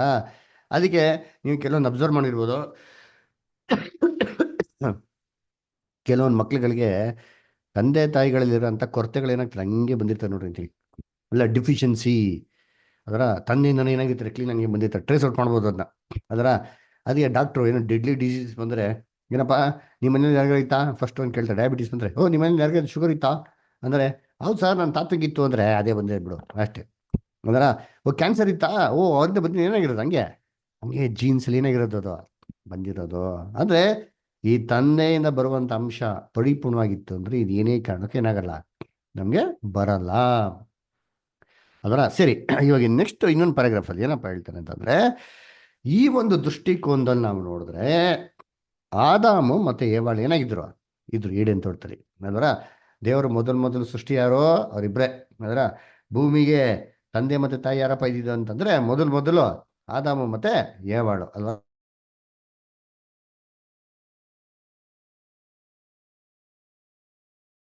ಸರಿ, ಇವಾಗ ಫಸ್ಟು ಹಣ್ಣ ತಿಂದಿದ್ದು ಯಾರು ತಿಂದಿದ್ದು ಹಣ್ಣ? ಏವಾಳು ಏನು ಮಾಡಿದ್ಲು, ಹಣ್ಣ ತಿಂದ್ಲು ಅಲ್ವರ. ಸರಿ, ಏವಾಳನ್ನ ತಿನ್ಬಿಟ್ಟು ಯಾರು ಕೊಟ್ಲು, ಆದಾಮ ಕೊಟ್ಲು, ಆದಾಮ್ ತಿಂದ. ಒಂದು ಪಕ್ಷ ಏನಪ್ಪ ಏನ್ರಿ ಆದಾಮ ಕೊಟ್ಟರು ಹಣ್ಣು, ಆದಾಮ ನಾನು ತಿನ್ನಲ್ಲ, ನನಗೆ ಬೇಡ, ಇದು ದೇವರಾಗ್ನೆ ಮೀರಂಥದ್ದು, ಇದಕ್ಕೆ ದೇವ್ರ ವಿರುದ್ಧವಾಗಿ ಮಾಡೋಂಥದ್ದು, ನಾನು ಇದನ್ನ ತಿನ್ನಲ್ಲ ಅಂತ ಏವಾಳಿಗೆ ಹೇಳ್ಬಿಟ್ಟು ಅವನ ಹಣ್ಣ ತಿಂದರೆ ಇದ್ರೆ ಏನಾಗಿರೋದು ಅಂತ ಪ್ರಶ್ನೆ ನೋಡಿದ್ರೆ ಏನಪ್ಪ ಆಗಿರೋದು ಅಂತಂದರೆ, ಏವಾಳು ಪಾಪದ ದಂಡನೆ ಗುರಿ ಆಗೋಳು, ಶಾಪ ಅವಳ ಮೇಲೆ ಏನಾಗ್ತಾಯಿತ್ತು ಬರ್ತಾ ಇತ್ತು ಅಲ್ವರ. ಅವಳ ಮೇಲೆ ಮರಣ ಶಿಕ್ಷೆ ಏನಾಗ್ತಾಯಿತ್ತು ಇರ್ತಾ ಇತ್ತು, ಸಾಯ್ತಾ ಇದ್ಲು ಅಲ್ವರ. 999 ವರ್ಷಕ್ಕೆ ಏನಾಗೋಳು ಅವ್ರು ಸಾವು ಹೊಂದ್ಬಿಟ್ಟಿರೋಳು. ಆದರೆ ಅವ್ರಿಗೆ ಹುಟ್ಟಂಥ ಮಕ್ಳುಗಳು ಹೇಗಿರ್ಬೋದಾಗಿತ್ತು ಅಂತ ನಾವು ಥಿಂಕ್ ಮಾಡಿದ್ರೆ, ಇಷ್ಟೊಂದು ಸ್ಟಡಿ ಮಾಡಿರೋಂಥ ಏನ ವಿಚಾರದಲ್ಲಿ ನೋಡಿದ್ರೆ, ತಂದೆಯಿಂದ ಆದಾಮ ಪರಿಪೂರ್ಣ ಮನುಷ್ಯನಾಗಂತ ಆದಾಮಿಂದ ಜೀವಾಂಶ ಬರೋದ್ರಿಂದ ಏವಾಳಲ್ಲಿ ಆ ಜೀವಾಂಶ ಇದ್ದು ಬೆಳೆದ್ರೂ ಸರಿ ಏನ್ರಿ ಆದಾಮಿನ ಕೂಸುಗಳಿಗೆ ಏನಾಗ್ತಿಲ್ಲ, ಒಂದು ಬಲಹೀನತೆ ಬರ್ತಾ ಇರಲಿಲ್ಲ. ಯಾವುದೇ ರೀತಿ ಇಂಪರ್ಫೆಕ್ಷನ್ಸ್, ಯಾವುದೇ ರೀತಿ ಕೊರತೆಗಳು ಅಥವಾ ಶಾಪದ ಯಾವುದೇ ರೀತಿ ಒಂದು ಶಿಕ್ಷೆಗಳು ತಂದೆಯಿಂದ ಮಾತ್ರ ಬರಬೇಕು ಹೊರತು ತಾಯಿನ ಏನಾಗ್ತಾ ಇರಲ್ಲ ಬರೋಕ್ಕೆ ಸಾಧ್ಯನೇ ಆಗ್ತಾ ಇರಲ್ಲ ಅಲ್ವರ. ಅದಕ್ಕೆ ಏನಾಗುತ್ತೆ ಅಂತಂದರೆ ಏನ್ರಿ ಮಕ್ಕಳು ಪರ್ಫೆಕ್ಟಾಗಿ ಹುಟ್ಟೋರು. ಯಾಕೆ ತಾಯಿ ಬಂದ್ಬಿಟ್ಟು ಇಂಪರ್ಫೆಕ್ಟ್ ಆಗಿದ್ದಾಳೆ, ಜಸ್ಟ್ ಜೀವಾಂಶ ಬಂದಿತ್ತು, ಅದು ಪರಿಪೂರ್ಣ ಆಗಿದೆ, ಅದರಲ್ಲಿ ಯಾವುದೇ ರೀತಿ ಕೊರತೆನೇ ಇಲ್ಲ. ಆ ಒಂದು ಜೀವಾಂಶ 9 ತಿಂಗಳು ಸಹಿಸ್ಕೊಳಕ್ಕೆ ಮಾತ್ರ ಏನು ಪೌಷ್ಟಿಕ ಆಹಾರ ಬೇಕಾಗಿತ್ತೋ ಆ ಪೌಷ್ಟಿಕ ಆಹಾರ ಮಾತ್ರ ಕೊಡೋದಕ್ಕೆ ದೇವರೇನು ಮಾಡೋದು, ಅವಾಗ ಏವಾಳ್ ಗರ್ಭನ ಯೂಸ್ ಮಾಡಿರೋರೇನೋ ಅಲ್ವರ. ಅವಾಗ ಏನಾಗೋದು, ಆದಾಮ್ನಲ್ಲಿ ಹುಟ್ಟಿರೋಂಥ ಪ್ರತಿಯೊಬ್ಬ ಮಕ್ಳುಗಳು ಏನಾಗಿರೋರು ಪರಿಪೂರ್ಣವಾಗಿ ಪರ್ಫೆಕ್ಟಾಗಿ ಏನಾಗಿರೋರು ಇರೋರು ಅಂತ ನಾವೇನು ಮಾಡ್ತೀರಿ ಅಲ್ಲಿ ನೋಡ್ತೀರಿ ಅಲ್ವರ. ಸರಿ, ನೆಕ್ಸ್ಟ್ ಪ್ಯಾರಾಗ್ರಾಫ್ ಓದೋಣ. ನೆಕ್ಸ್ಟ್ ಪ್ಯಾರಾಗ್ರಾಫ್ ಯಾರು ಓದ್ತೀರಾ? ಬ್ರದರ್ ನೀರ್ ಕುಡೀರಿ. ನಾನು ನೀರು ಕುಡಿತೀನಿ ಕುಡಿತಾ ಇದ್ದೀನಿ ಬಿಸಿನೀರ್ ಕುಡ್ರಿ ಬ್ರದರ್, ಕಡಿಮೆ ಆಗ್ತದ. ಕುಡಿತಾ ಇದ್ದೀನಿ ಬಿಸಿನೀರು ಕುಡಿತಾ ಇದ್ದೀನಿ. Thank you. ಬೇರೆ ಪ್ಯಾರಾಗ್ರಾಫ್ ಯಾರು ಓದ್ತೀರಾ? ಬ್ರದರ್ ಸಿಸ್ಟರ್ಸ್, ದಿವ್ಯಾ ಸಿಸ್ಟರ್ ಓದ್ತೀರಾ? ಪ್ಯಾರಾಗ್ರಾಫ್ ಸಿಗ್ತಾ? ಮತ್ತೊಂದೆಡೆಯಲ್ಲಿ ಆದಾಮನು ಮಾತ್ರವೇ ಪಾಪ ಮಾಡಿದ್ದು, ಹವ್ವಳು ಪಾಪರಹಿತಳಾಗಿ ಉಳಿದಿದ್ದರೆ ಆದಾಮನ ಖಂಡನೆ ಮತ್ತು ಮರಣ ಶಿಕ್ಷೆ ಇವುಗಳು ಇಡೀ ಪೀಳಿಗೆಯವರಿಗೆ ಅಷ್ಟೇ ದುಷ್ಪರಿಣಾಮಗಳನ್ನು ಉಂಟು ಮಾಡುವುದಾಗಿತ್ತು. ಜೀವಾಣುಗಳು ಮತ್ತು ಅವುಗಳಿಗೆ ತಾಯಿ ಹವ್ವಳು ಒದಗಿಸುವ ಪೌಷ್ಟಿಕಾಂಶಗಳು ಎಷ್ಟೇ ಸಮರ್ಪಕವಾಗಿದ್ದರೂ ಕೇವಲ ಅಸಮರ್ಪಕವಾಗಿ ಮರಣ ಹೊಂದುವ ವ್ಯಕ್ತಿಗಳು ಮಾತ್ರವೇ ಆದಾಮನ ರೋಗಪೀಡಿತವಾದ ವೀರ್ಯಾಣುಗಳು ಅಥವಾ ಜೀವಕಣಗಳಿಂದ ಉತ್ಪನ್ನವಾಗುತ್ತಿದ್ದರು. ಈ ರೀತಿಯಲ್ಲಿ ಯಾವ ಪ್ರಕಾರ ಆದಾಮನ ಸಂಬಂಧದಿಂದ ಎಲ್ಲರೂ ಸಾಯುವವರಾದರೋ ಅದೇ ಪ್ರಕಾರ ಕ್ರಿಸ್ತನ ಸಂಬಂಧದಿಂದ ಎಲ್ಲರೂ ಜೀವಿತರಾಗುವರು. 1 ಕೊರಿಂಥ 15ನೇ ಅಧ್ಯಾಯ 22ನೇ ವಚನ ಮತ್ತು ರೋಮಾಪುರ 5ನೇ ಅಧ್ಯಾಯ ವಚನ 12ರಿಂದ 19ನೇ ವಚನ. Thank you sister. ಸೇವ್ ಏನಪ್ಪ ನೋಡೋರಿ ಕೇಸು, ಆದಾಮ್ ಪಾಪ ಮಾಡಿದಿರ, ಏವಾಳ್ ಪಾಪ ಮಾಡಿದ್ರೆ ಏನಾಗ್ಬೋದು ಅಂತ ನೋಡಿದ್ರೆ, ಇವಾಗ ಅದೇ ಕೇಸ್ ಉಲ್ಟಾ ಏನ್ರಿ, ಆದಾಮ್ ಪಾಪ ಮಾಡ್ಬಿಟ್ಟವನೆ, ಅಣ್ಣ ತಿಂದ್ಬಿಟ್ಟವನೆ, ಮರಣದಂಡನೆ ಬಂದ್ಬಿಡ್ತು, ಶಿಕ್ಷೆಗೆ ಪಾತ್ರನಾಗ್ಬಿಟ್ಟ. ಆದರೆ ಏವಾಳು ಅಣ್ಣ ತಿಂದಿಲ್ಲಪ್ಪ, ಅವಳಿಗೆ ಮರಣದಂಡನೆ ದೇವರೇ ಮಾಡಿಲ್ಲ, ವಿಧಿಸಿಲ್ಲ. ಇವಾಗ ಏನಾಗಿರೋದು, ಆದಾಮ್ ಮತ್ತು ಅವಳು ಇಬ್ಬರು ಕೂಡ್ತಾರೆ, ಅವ್ರಿಗಿಬ್ರು ಮಕ್ಳು ಹುಡ್ತಾರೆ. ಆ ಮಕ್ಕಳು ಹೇಗಿದ್ದಿರೋದು, ಹೇಗಿದ್ದಿರ್ಬೇಕಾಗಿತ್ತು? ಸರಿಯಾಗಿ ಹುಟ್ಟಲ್ಲ ಬ್ರದರ್. ಹಾಂ, ಇವಾಗ ನೋಡೋಲ್ಲ ಸ್ಟಡಿ, ಆ ಬೇಸಿಸ್ ಮೇಲೆ ನೋಡಿದ್ರಿ, ಜೀವಾಂಶ ಹೌದು. ಬರೋದು ಯಾರಿಂದ? ಆದಾಮನಿಂದಾನೇ ಜೀವಾಂಶನ ಬರೋದು. ಆದಾಮಿಂದ ಜೀವಾಂಶ ಬರೋದು. ಅದರಿಂದ ಏನಪ್ಪ ಆಗ್ತಾ ಇತ್ತು ಅಂತ ನೋಡಿದ್ರೆ ಏನ್ರಿ, ಆದಾಮ್ನ ಹುಟ್ಟುವಂಥ ಪ್ರತಿಯೊಂದು ಮಕ್ಕಳು ಏನ್ರಿ ಎಲ್ಲ ಇಂಪರ್ಫೆಕ್ಟ್ ಆಗಿ ಹುಟ್ಟಿರೋರು. ಯಾಕೆಂದರೆ ಆದಾಮ್ ಪರ್ಫೆಕ್ಟ್ ಆಗಿರ್ಲಿಲ್ಲ ರೀ. ಅವನು ಪಾಪ ಮಾಡಿದ ನಂತರ ದೇವ್ರ ಕೃಪೆಯನ್ನು ಕಳ್ಕೊಂಬಿಟ್ಟ, ಪಾಪಿ ಆಗ್ಬಿಟ್ಟ, ದೇವ್ರ ಸನ್ನಿಧಿಯಿಂದ ದೂರ ಆಗಿದ್ಮೇಲೆ ಅವ್ನು ಇಂಪರ್ಫೆಕ್ಟ್ ಬೀಯಿಂಗು, ಅಪರಿಪೂರ್ಣವಾಗಿರೋಂಥ ಮನುಷ್ಯ. ಅವನು ಪರಿಪೂರ್ಣಂಥ ಸ್ಥಿತಿ ಸೇರ್ಕೊಂಡ್ಬಿಟ್ಟಾರೆ. ಮಕ್ಕಳು ಪರ್ಫೆಕ್ಟಾಗಿ ಹುಟ್ಟೋದಕ್ಕೆ ಸಾಧ್ಯ ಇಲ್ಲ. ಯಾಕಂದರೆ ಜೀವಾಂಶ ಬರ್ತಾ ಇರೋದು ಹ್ಮ್. ತಂದೆಯಿಂದ. ಅದಕ್ಕೆ ಹೇಳೋದು 1 ಕೊರಿಂಥ 15:22 ಓದ್ತೀರಾ ಯಾರಾದ್ರ? 1 ಕೊರಿಂಥ 15:22 ದಯವಿಟ್ಟು. ಬ್ರದರ್ ಓದ್ತೀನಿ. ಯಾವ ಪ್ರಕಾರ ಆದಾಮನ ಸಂಬಂಧದಿಂದ ಎಲ್ಲರೂ ಸಾಯುವರಾದರೋ ಅದೇ ಪ್ರಕಾರ ಕ್ರಿಸ್ತನ ಸಂಬಂಧದಿಂದ ಎಲ್ಲರೂ ಜೀವಿತರಾಗುವರು. Very good. ಯಾವ ಪ್ರಕಾರ ಆದಾಮಿನ ಸಂಬಂಧ ಎಲ್ಲರೂ ಸಾಯುವರಾದರು. ನೋಡಿ ಎಷ್ಟು ಚೆನ್ನಾಗಿ ಹೇಳ್ತಾರೆ, ಆದಾಮಿನ ಸಂಬಂಧದಿಂದನೇ, ಆದಾಮಿಂದನೇ ಜೀವ ಬಂದಿರೋದು. ಅದಕ್ಕೆ ಆದಾಮಿನ ಸಂಬಂಧದಿಂದ. ಏವಾಳಿನ ಸಂಬಂಧ ಅಂತ ಏನು ಮಾಡಕ್ಕೆ ಹೋಗಿದ್ದಾರೆ, ಹೇಳಲೇ ಇಲ್ಲ ಅಲ್ದ್ರ. ಅದಕ್ಕೆ ರೋಮಾಪುರದಲ್ಲಿ 5:12 ನೋಡ್ಬೇಕಾರೆ ಈ ಒಂದು ವಿಚಾರ ಹೇಗೆಂದರೆ, ಒಬ್ಬ ಮನುಷ್ಯನಿಂದಲೇ ಲೋಕದಲ್ಲಿ ಪಾಪದ ಮುಖಾಂತರ ಬಂದಂತೆ ಮರಣದಂಡನೆ ಬಂತು ಅಂತ ನಾವೇನು ಮಾಡ್ತೀವಿ, ವಾಕ್ಯ ನೋಡ್ತೀರಲ್ಲ. ಹಂಗಾರೆ ಪಾಪ ಬಂದಿದ್ದು ಆದಾಮಿಂದ. ಅದೇನರ್ಥ ಅಂತಂದರೆ, ಏನೇ ಒಂದು ಮನುಷ್ಯನಿಗೆ ಇಂಪರ್ಫೆಕ್ಷನ್ ಆಗಲಿ ಪರ್ಫೆಕ್ಷನ್ ಆಗಲಿ ಏನೇ ಬರಬೇಕು ಅಂತಂದರೆ ಯಾರಿಂದ ಮಾತ್ರ ಬರೋದಕ್ಕೆ ಸಾಧ್ಯ? ತಂದೆಗಳಿಂದನೇ ಬರೋದಕ್ಕೆ ಸಾಧ್ಯ. ಈ ಪಾಯಿಂಟ್ ಏನಕ್ಕೆ ನೆಕ್ಸ್ಟ್ ಹೇಳ್ತೀವಿ. ನೆಕ್ಸ್ಟ್ ಬ್ಯೂಟಿಫುಲ್ ಪಾಯಿಂಟ್ ಹೇಳ್ತಾರೆ, ನೋಡೋಣ. ಓಕೆ, ನೆಕ್ಸ್ಟ್ ಪ್ಯಾರಾಗ್ರಾಫ್ ಯಾರು ಓದ್ತೀರಾ? ನೆಕ್ಸ್ಟ್ ಪ್ಯಾರಾಗ್ರಾಫ್ ಸರೋಜಾ ಸಿಸ್ಟರ್, ಆಮೇಲೆ ಇನ್ಯಾರಿದ್ದಾರೆ? ಪ್ರಭಾ ಆಂಟಿ ಓದ್ಲಾ ಬ್ರದರ್? ಹೋದ್ರಿ ಆಂಟಿ. ನಾನು ಮ್ಯಾಗಿ.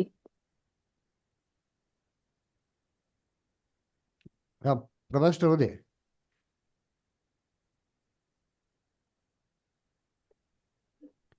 ನಾನು ಹೇಳಿದ್ದು.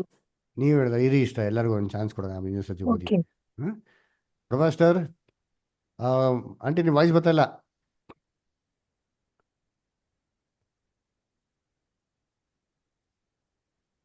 ಓದ್ತೀನಿ.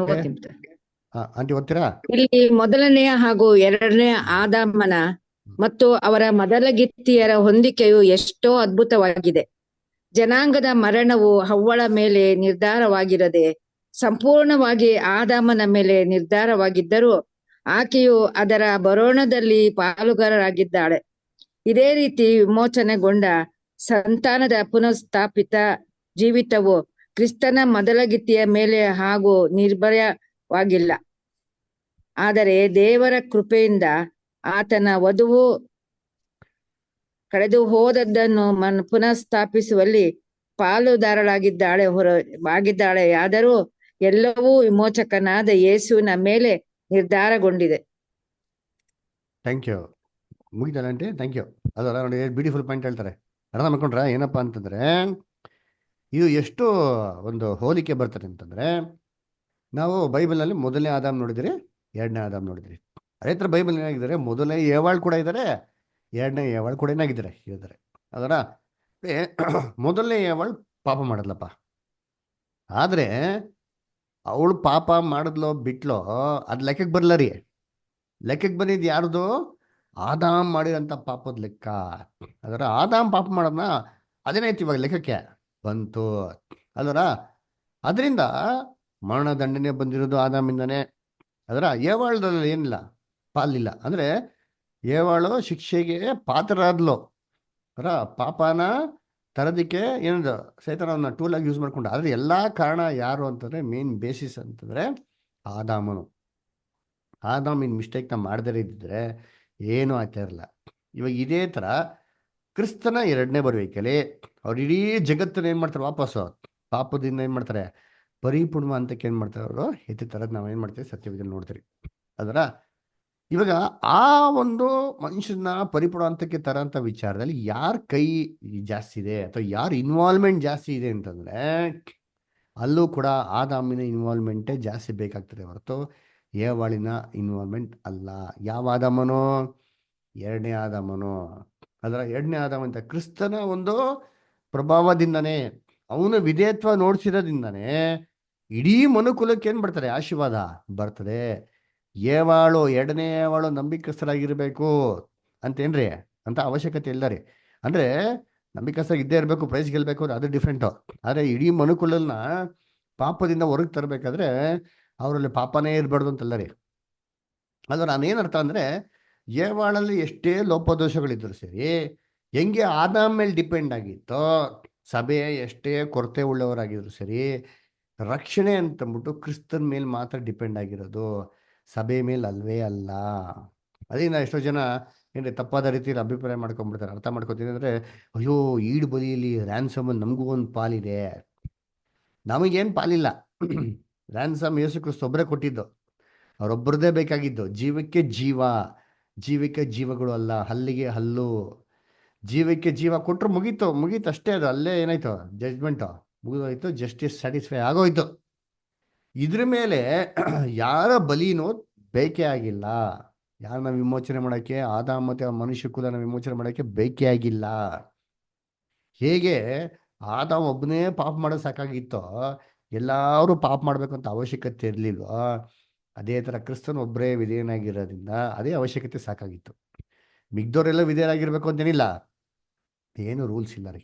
ಅದರ ಸರಿ, ಇದರಿಂದ ಏನಪ್ಪ ಒಂದು ಅಡ್ವಾಂಟೇಜು ಅಂತಂದರೆ ಏನ್ರಿ, ನಾವು ಓಡ್ ಮುಗಿಸೋದಕ್ಕೋಸ್ಕರ ಕಾಯ್ತವ್ರು ಅಷ್ಟೇ.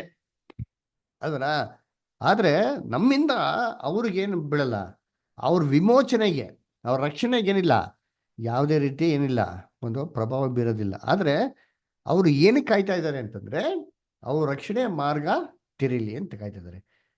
ಅದು ಯಾರಿಗೋಸ್ಕರ ಕಾಯ್ತಾ ಇದ್ದಾರೆ? ಯಾವಾಗ ಸಭೆ ಊಟ ಮುಗಿಸ್ತಾರೋ ಅವಾಗೇ ನಮಗೆ ಡೋರ್ ಓಪನ್ ಆಗ್ತಾರಲ್ಲ ಅಂತ, ಅದಕ್ಕಾಗಿ ಏನು ಮಾಡ್ತಾರೋ ಕಾಯ್ತಾ ಇದ್ದಾರೆ ಅಲ್ವರ. ಅದರಿಂದ ನೋಡ್ಬೇಕಾದ್ರೆ ಇಡೀ ಲೋಕದ ಜನಗಳನ್ನ ಏನ್ರಿ ಮರಣದಿಂದ ಪರಿಪೂರ್ಣ ಅಂತ ಎತ್ತಂತ ಕೆಲಸ ಯಾರ್ದಪ್ಪ ಅಂದರೆ ಆದಾಮಂದು, ಎರಡನೇ ಆದಾಮ ಅಂತ ಕ್ರಿಸ್ತಂದು.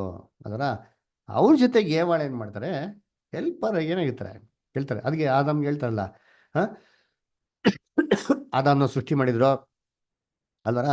ಆದಾಮಿಗೆಲ್ಲ ಇತ್ತು, ಅರೆ ಸೇರಿ ಬೀಳುವಂಥ ಸಂಗತಿ ಮಾತ್ರ ಏನಾಗಿಲ್ವಂತೆ, ಸಂಗಾತಿ ಮಾತ್ರ ಸಂಗಾತಿ ಮಾತ್ರ ಏನಾಗಿಲ್ವಂತೆ, ಇರ್ಲಿಲ್ಲ. ಇರಲಿಲ್ಲ. ಯಾವಾಗ ಏವಾಳನ್ನ ಸೃಷ್ಟಿ ಮಾಡ್ತಾರ ಅವಾಗ ಏನು ಹೇಳ್ತಾರೆ, ಈಗ ಚೆನ್ನಾಗಿದೆ, ಈಗ ಸರಿಯಾಗಿದೆ. ಅದ್ರ ಅದೇ ಥರ ಏನ್ರಿ ನಮ್ಮ ಕ್ರಿಸ್ತನಿಗೆ ಬಂದ್ಬಿಟ್ಟು ಏನ್ರಿ ನಾವೇ ಇರಬೇಕು ಅಂತೇನಿಲ್ಲ ರೀ, ಅವಶ್ಯಕತೆ. ಅದೇ ಒಂದು ಸಂಗಾತಿನ ಏನು ಮಾಡ್ತಾರೆ ಅವ್ರು ನೋಡ್ತಾ ಇದ್ದಾರೆ ಅಲ್ವರ. ಸರಿ, ನೋಡ್ಬೇಕ್ರೆ ಸೆಕೆಂಡ್ ಈವ್ ಅಲ್ವರ. Okay, next point, next paragraph ಯಾರು ಓದ್ತೀರಾ?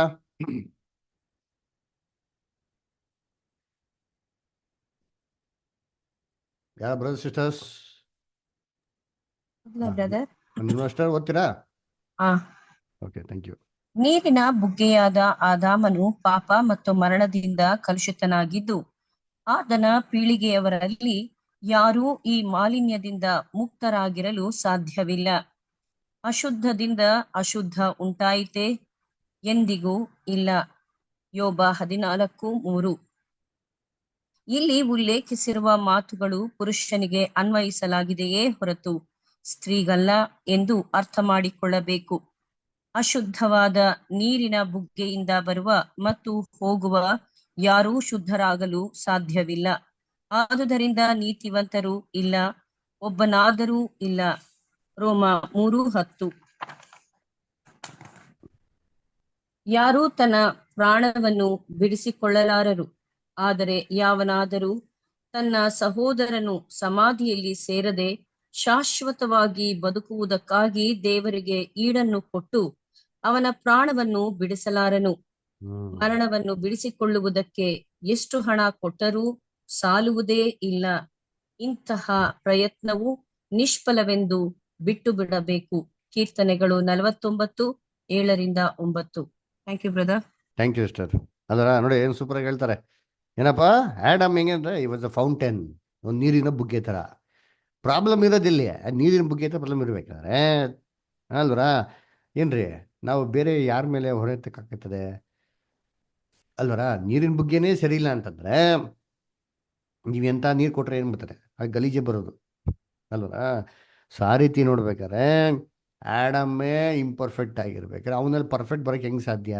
ಖಂಡಿತವಾಗೂ ಸಾಧ್ಯ ಇಲ್ಲ. ಅದರಿಂದ ಯೋಬ 14:3 ಮತ್ತು 4 ಹೇಳಿದಂಥ ವಾಕ್ಯ ಏನಪ್ಪ, ಏನ್ರಿ, ಅಶುದ್ಧದಿಂದ ಶುದ್ಧವನ್ನು ತರೋದಕ್ಕೆ ಯಾರಿಗೆ ಸಾಧ್ಯ ಅಂದರೆ ಯಾರ ಕೈಲೂ ಸಾಧ್ಯ ಇಲ್ಲ. ಈ ವಾಕ್ಯ ಪುರುಷನಿಗೆ ಅನ್ವಯಿಸ್ತದೆ, ಗಂಡಸರಿಗೆ ಏನಾಗೋದು ಅನ್ವಯಿಸೋದು ಅಲ್ಲರ? ಒಂದು ನೀರಿನ ಬುಗ್ಗೆ ಏನ್ರಿ ಅಶುದ್ಧ ಆಗಿದೆ, ಅವನೇ ಅಶುದ್ಧ ಆಗಿರ್ಬೇಕಾದ್ರೆ ಅವನಿಂದ ಇನ್ನೊಂದು ಶುದ್ಧವಾಗಿರೋಂಥದ್ದು ಹೇಗೆ ತರಕ್ಕೆ ಸಾಧ್ಯ? ಖಂಡಿತವಾಗ ಏನ್ರಿ ತರೋದಕ್ಕೆ ಸಾಧ್ಯನೇ ಇಲ್ಲ. ಅದರಿಂದ ಇದು ಗಂಡಸ್ಗೆ ಅಪ್ಲೈ ಆಗಂತ ವಾಕ್ಯ, ತಂದೆಗಳಿಗೆ ಅಪ್ಲೈ ಆಗಂತ ವಾಕ್ಯ. ಇದು ಸ್ತ್ರೀಗಳಿಗೆ ಏನಾಗಲ್ಲ, ಅದು ಅಪ್ಲೈನೇ ಆಗೋದಿಲ್ಲ. ಅದರ ಅದಕ್ಕೆ ನೋಡಿ ಇನ್ನೊಂದು ವಾಕ್ಯ ಓದೋಣ. ಕೀರ್ತನೆ ತುಂಬ ಚೆನ್ನಾಗಿದೆ. ಕೀರ್ತನೆ 49:7-8. ಆದರೆ ಯಾವನಾದರೂ ತನ್ನ ಸಹೋದರನ್ನು ಸಮಾಧಿಯಲ್ಲಿ ಸೇರದೆ ಶಾಶ್ವತವಾಗಿ ಬದುಕಿರುವುದಕ್ಕಾಗಿ ದೇವರಿಗೆ ಇದನ್ನು ಕೊಟ್ಟು ಅವನ ಪ್ರಾಣವನ್ನು ಬಿಡಿಸಲಾರನು. ನೋಡ್ರ ಏನಪ್ಪ ಹೇಳ್ತಾರೆ ಇಲ್ಲಿ ಅಂತಂದ್ರೆ, ಯಾರೋ ಒಬ್ಬನು ಅಂತ ಹೇಳ್ತಾರೆ, ಒಬ್ಬಳು ಅಂತ ಹೇಳಲ್ಲ ರೀ. ಒಬ್ಬನು ತನ್ನ ಸಹೋದರನ್ಗೆ, ಸಹೋದರಿ ಅಂತ ಹೇಳಿಲ್ಲ ನೋಡ್ರಿ, ಗಮನಿಸ್ರಿ ಅಂತ ಹೇಳಿದ್ರ, ನನ್ ಕ್ಯಾನ್ ರೆಡೀಮ್ ಈಸ್ ಬ್ರದರ್ ಅಂತ ಹೇಳ್ತಾರೆ, ಸಿಸ್ಟರ್ ಅಂತ ಹೇಳಲಿಲ್ಲ ಅಲ್ವರ? ಅದೇ ನೋಡ್ಬೇಕಾದ್ರೆ ಒಬ್ಬನು ತನ್ನ ಸಹೋದರನಿಗೆ ಈಡನ್ನು ಕೊಟ್ಟು ಏನ್ರಿ ಮರಣಕ್ಕೆ ಹೋಗದ ರೀತಿಯಲ್ಲಿ ಕಾಪಾಡೋಕ್ಕೇನಿಲ್ಲ, ಸಾಧ್ಯನೇ ಇಲ್ಲ. ಒಬ್ಬ ಮನುಷ್ಯ ಇನ್ನೊಬ್ಬ ಮನುಷ್ಯನಿಗೆ ಈಡು ಕೊಡೋಕ್ಕೇನಿಲ್ಲ, ಸಾಧ್ಯ ಇಲ್ಲ. ಯಾಕಂದ್ರೆ ಎಲ್ಲರೂ ಏನಾಗಿದ್ದಾರೆ, ಪಾಪಿಗಳಾಗಿದ್ದಾರೆ. ಎಲ್ಲರೂ ಅನೀತಿವಂತರು, ಯೋಗ್ಯವಾಗಿರೋರು ಒಬ್ರು ಏನಾಗಿಲ್ಲ, ಇಲ್ಲ ಅಲ್ವರ? ಅದರಿಂದ ಏನ್ರಿ ಇದು ತಂದೆಗಳಿಗೆ ಮಾತ್ರ ಏನಾಗ್ತಾರೆ, ಅನ್ವಯಿಸ್ತದೆ. Okay, next paragraph. ಗರ್ಭಧಾರಣೆಯ ಸಮಯದಲ್ಲಿ ತಾಯಿಯ ಮನಸ್ಸು ಆಕೆಯ ಮಕ್ಕಳ ಗುಣಲಕ್ಷಣಗಳ ಮೇಲೆ, ಪ್ರವೃತ್ತಿಯ ಮೇಲೆ ಒಳ್ಳೆಯ ಅಥವಾ ಕೆಟ್ಟ ಪರಿಣಾಮವನ್ನು ಬೀರುತ್ತದೆ ಎಂಬುದು ಎಲ್ಲರಿಗೂ ಗೊತ್ತಿರುವ ಸಂಗತಿ. ಮಾನಸಿಕ ಮತ್ತು ದೈಹಿಕವಾದ ಕೆಲವೊಂದು ಜನನದ ಗುರುತುಗಳಿರುವ ಸಂದರ್ಭಗಳು ಅನೇಕವಿದೆ. ಪೂರ್ಣವಾಗಿ ಅಥವಾ ಸಮರ್ಪಕವಾದ ಜೀವಕಣದಿಂದ ಪಡೆದು ಬಂದ ಸಮರ್ಪಕವಾದ ಭ್ರೂಣವು ತಾಯಿಯ ಕೆಟ್ಟ ಮನಸ್ಸಿನ ಕಾರಣ ಎಷ್ಟರ ಮಟ್ಟಿಗೆ ಹಾನಿಗೊಳ್ಳಬಹುದು ಎಂಬುದನ್ನು ಪ್ರಸ್ತುತ ಪರಿಸ್ಥಿತಿಯಲ್ಲಿ ಮಾನವ ಜಾತಿಯವರು ನಿರ್ಣಯಿಸಲು ಸಾಧ್ಯವಿಲ್ಲ. ಯಾಕೆಂದರೆ ಈ ದಿಸೆಯಲ್ಲಿ ಬೇಕಾದ ರುಜುವಾತುಗಳನ್ನು ಕಂಡುಕೊಳ್ಳುವ ಅವಕಾಶಗಳು ನಮಗಿರುವುದಿಲ್ಲ. ಈ ಪ್ರಸ್ತಾಪವನ್ನು ನಿರ್ಧರಿಸುವ ಬಗ್ಗೆ ವಾದಿಸುವ ಅಗತ್ಯವೂ ನಮಗಿಲ್ಲ. ಯಾಕೆಂದರೆ ಮಾನವನಾದ ಕ್ರಿಸ್ತನು ಇಂತಹ ಪರಿಸ್ಥಿತಿಯಲ್ಲಿ ಜನಿಸಲಿಲ್ಲ. ದೇವರ ವಾಕ್ಯಗಳು ಸ್ಪಷ್ಟವಾಗಿ ಹೇಳುವಂತೆ, ಒಂದು ದೈವಾಶೀರ್ವಾದ, ದೇವರ ದಯೆ ಹೊಂದಿದ ಪವಿತ್ರ ಸ್ತ್ರೀಯಾದ ಮರಿಯಳನ್ನು ತಂದೆಯಾದ ದೇವರು ಯೇಸುವಿಗೆ ತಾಯಿಯಾಗಿ ಆಯ್ಕೆ ಮಾಡಿಕೊಂಡನು. ಲೂಕ 1:28, 30-42. 2. ಮರಿಯಳಲ್ಲಿ ಸಂಪೂರ್ಣವಾದ ನಂಬಿಕೆ ಇತ್ತು. ಕರ್ತನಾದ ದೇವರ ಸಮಾಧಾನವಾಗಲು ಕರ್ತನಾದ ದೇವರ ಸಾಧನವಾಗಲು ಆಕೆಗೆ ಪೂರ್ಣವಾದ ಒಪ್ಪಿಗೆ ಮತ್ತು ಸಂತೋಷವಿತ್ತು. ಲೂಕ 1:38. 3. ಯೋಸೇಫರಿಂದಾಗಲಿ ಪ್ರಪಂಚದವರಿಂದಾಗಲಿ ಬರಬಹುದಾದ ಯಾವುದೇ ಅವಹೇಳನಕ್ಕೆ ಆಕೆ ಅಂಜದೆ, ಆಕೆಯು ನನ್ನ ಪ್ರಾಣವು ಕರ್ತನನ್ನು ಕೊಂಡಾಡುತ್ತದೆ, ನನ್ನ ಆತ್ಮವು ನನ್ನ ರಕ್ಷಕನಾದ ದೇವರ ವಿಷಯದಲ್ಲಿ ಉಲ್ಲಾಸಗೊಂಡಿದೆ ಎಂದು ದೇವರನ್ನು ಕೊಂಡಾಡುವವಳಾಗಿದ್ದಾಳೆ. ಲೂಕ 1:46-47. ಹೀಗಾಗಿ ನಾವು ಯೇಸುವಿನ ತಾಯಿಯ ಮನಸ್ಸು ಆತನ ಬೆಳವಣಿಗೆಯನ್ನು ವಿರೋಧಿಸದೆ ಸಮರ್ಪಕವಾದ ಫಲಿತಾಂಶಕ್ಕಾಗಿ ಸಹಕರಿಸಿತು ಎಂದು ಗ್ರಹಿಸಬಹುದು. Thank you. ಸೊ ಕರ್ತನಲ್ಲಿ ಪ್ರೀತಿ ಅಂತ ಸಹೋದರ ಸಹೋದರಿ ನೋಡ್ಬೇಕಾದ್ರೆ ಇದು ಒಂದು ಜನರಲ್ ಆಗಿರೋ ಥಾಟ್ ಅಲ್ಲಿ ಹೇಳ್ತಾರೆ. ನಮ್ಮ ಬ್ರದರ್ ಹೇಳ್ಬೇಕಾದ್ರೆ ಹೇಳಿದ್ರೆ, ಇವಾಗ ತಾಯಿಯ ಮನಸ್ಸು ಅವ್ರ ಗರ್ಭಿಣಿ ಆಗಿರ್ಬೇಕಾದ್ರೆ ಅದು ತುಂಬಾ ಇಂಪಾರ್ಟೆಂಟು ಅಂತ ಏನ್ ಮಾಡ್ತಾರೆ ಹೇಳ್ತಾರೆ. ಅಂದ್ರೆ ಅವಾಗ ಏನಾಗಿರ್ತದೆ, ತಾಯಿಯ ಮನಸ್ಸು ಎಷ್ಟು ಚೆನ್ನಾಗಿರ್ತದೋ ಏನ್ರಿ, ಎಷ್ಟು ಸಂತೋಷವಾಗಿರ್ತಾರೋ ಅದೆಲ್ಲ ಯಾರ ಮೇಲೆ ಇಂಪ್ರೆಷನ್ ಬೀಳ್ತದೆ, ಮಗು ಮೇಲೆ ಏನಾಗ್ತಾರೆ ಇಂಪ್ರೆಷನ್ ಬೀಳ್ತಾರೆ ಅಲ್ವರ. ಸೊ ತಾಯಿಯ ಕಂಪ್ಲೀಟ್ ಕ್ಯಾರೆಕ್ಟರು ಮಕ್ಳುಗಳ ಮೇಲೆ ಹೇಗೆ ಇಂಪೋಸ್ ಮಾಡ್ಬೋದು ಅಂತಂದ್ರೆ ಅವರ ಆಲೋಚನೆಗಳು ಮಾಡ್ಬೋದು, ಅವರು ಇಂಪೋಸ್ ಮಾಡ್ಬೋದು ಅದರ.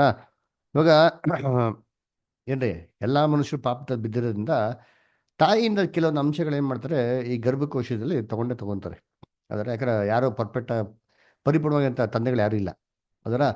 ಅವಾಗ ಎಲ್ಲರಲ್ಲಿ ಒಂದು ತಾಯಿಗಳಿರೋಂಥ ಗುಣಗಳು ಏನಾಗ್ತವೆ ಮಕ್ಕಳಲ್ಲಿ ಸೇರ್ತಾರೆ ಅಲ್ವರ. ಸರಿ, ಹಂಗಾದ್ರೆ ಇವಾಗ ಈ ಆ್ಯಂಗಲಲ್ಲಿ ಥಿಂಕ್ ಮಾಡಿದ್ರೆ ಕ್ರಿಸ್ತನ್ ತಾಯಿ ಏನಾಗಿದ್ರು ಅದರ, ಒಂದು ಪರ್ಫೆಕ್ಟ್ ಅಲ್ಲ, ಪಾಪಿನಿ ಅವರು. ಅಂದರೆ ಇವರಲ್ಲಿರೋಂಥ ಯಾವುದೋ ಒಂದು ಲೋಪದೋಷಗಳು ಕ್ರಿಸ್ತನ್ ಕಾಣಿಸಿರ್ಬೋದಲ್ವಾ, ಅದೇನು ಚಾನ್ಸಸ್ ಇದೆಯಾ ಅಂತಂದರೆ ಇಲ್ಲ, ಅದು ಇರೋದಕ್ಕೆ ಚಾನ್ಸಸ್ ಇಲ್ಲ ಅಂತ ಏನು ಮಾಡ್ತಾರೆ ಹೇಳ್ತಾರೆ. ಮೊದಲನೇದು, ಜೀವಾಂಶ ಬಂದಿರೋದು ದೇವರಿಂದ, ಅದು ಪರಿಪೂರ್ಣವಾಗಿರೋದು ಯಾವುದೇ ರೀತಿ ತಾಯಿಯಿಂದ ಯಾವುದೇ ಅಂಶಗಳು ತೊಗೊಳಕ್ಕೆ ಸಾಧ್ಯ ಇಲ್ಲ, ಮೊದಲನೇದು. ಎರಡನೇದು ಏನಪ್ಪ, ದೇವರು ಕ್ರಿಸ್ತನ್ಗಾಗಿ ಯಾವ ಸ್ತ್ರೀನ ಆಯ್ಕೆ ಮಾಡಿದ್ರು ಅಂತ ನೋಡ್ಬೇಕಾರೆ ಯಾವುದೋ ಒಂದು ಸ್ತ್ರೀನೇ ಮಾಡಕ್ ಹೋಗಿಲ್ಲ, ಅವರು ಆಯ್ಕೆ ಮಾಡಕ್ ಹೋಗಿಲ್ಲ. ಸತ್ಯವೇದ ಏನು ಹೇಳ್ತಾರೆ ಅಂತಂದ್ರೆ, ಆ ಕಾಲದಲ್ಲಿ ಅನೇಕ ಮಂದಿ ಸ್ತ್ರೀಗಳು ಕ್ರಿಸ್ತನ್ಗೆ ಜನ್ಮ ಕೊಡ್ಬೇಕು ತುಂಬಾ ಜನ ಕಾಯ್ತಾ ಇದ್ರಂತೆ. ಲೂಕಾಲ್ ಬರ್ತಾರೆ ನೋಡಿ ವಾಕ್ಯ.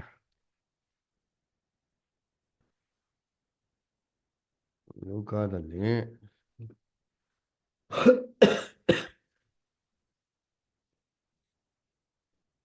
ಲೂಕ್ 3:15.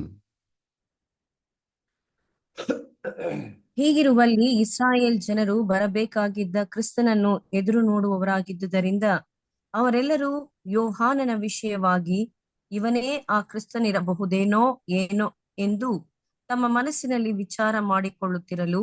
Very good. ನೋಡ್ರ, ಅಲ್ಲೇ ಹೇಳ್ತಾರೆ ಅನೇಕ ಜನಗಳು ಕ್ರಿಸ್ತನ ಎದುರು ನೋಡ್ತಾ ಇದ್ರಂತೆ. ಅದಕ್ಕೆ ಜಾನ್ ದ ಬ್ಯಾಪ್ಟಿಸ್ಟ್ ನೋಡ್ಬಿಟ್ಟು ಏನ್ ಮಾಡ್ತಾರೆ, ಇವರೇ ಇರ್ಬೋದಲ್ಲ ಅಂತ ಏನ್ ಮಾಡ್ತಾರೆ, ಎದುರು ನೋಡ್ತಾರೆ ಅದರ. ಆಮೇಲೆ ಪ್ರವಾದನೆ ಮಾತೇ ಇದೆ, ಯೇಸು ಕ್ರಿಸ್ತನಿಗೆ ತಾಯಿಯಾಗಿ ಹೇಗಿರ್ಬೇಕಂತೆ, ಕನ್ಯೆಯಾಗಿರ್ಬೇಕಂತ ವಾಕ್ಯ ಇದೆ ಅಲ್ವಾ. ಹಂಗಾರೆ ಎಷ್ಟೋ ಮಂದಿ ಕನ್ಯೆಯರಾಗಿ ಇದ್ದುಕೊಂಡು ಏನ್ರಿ ದೇವರ ಒಂದು ಮಗನಿಗೆ ಜನ್ಮ ಕೊಡಕ್ಕೆ ಏನ್ ಮಾಡಿದ್ರು, ತುಂಬಾ ಕಾತುರದಿಂದ ಏನ್ ಮಾಡ್ತಿದ್ರು, ಕಾಯ್ತಾ ಇದ್ರು ಅದರ.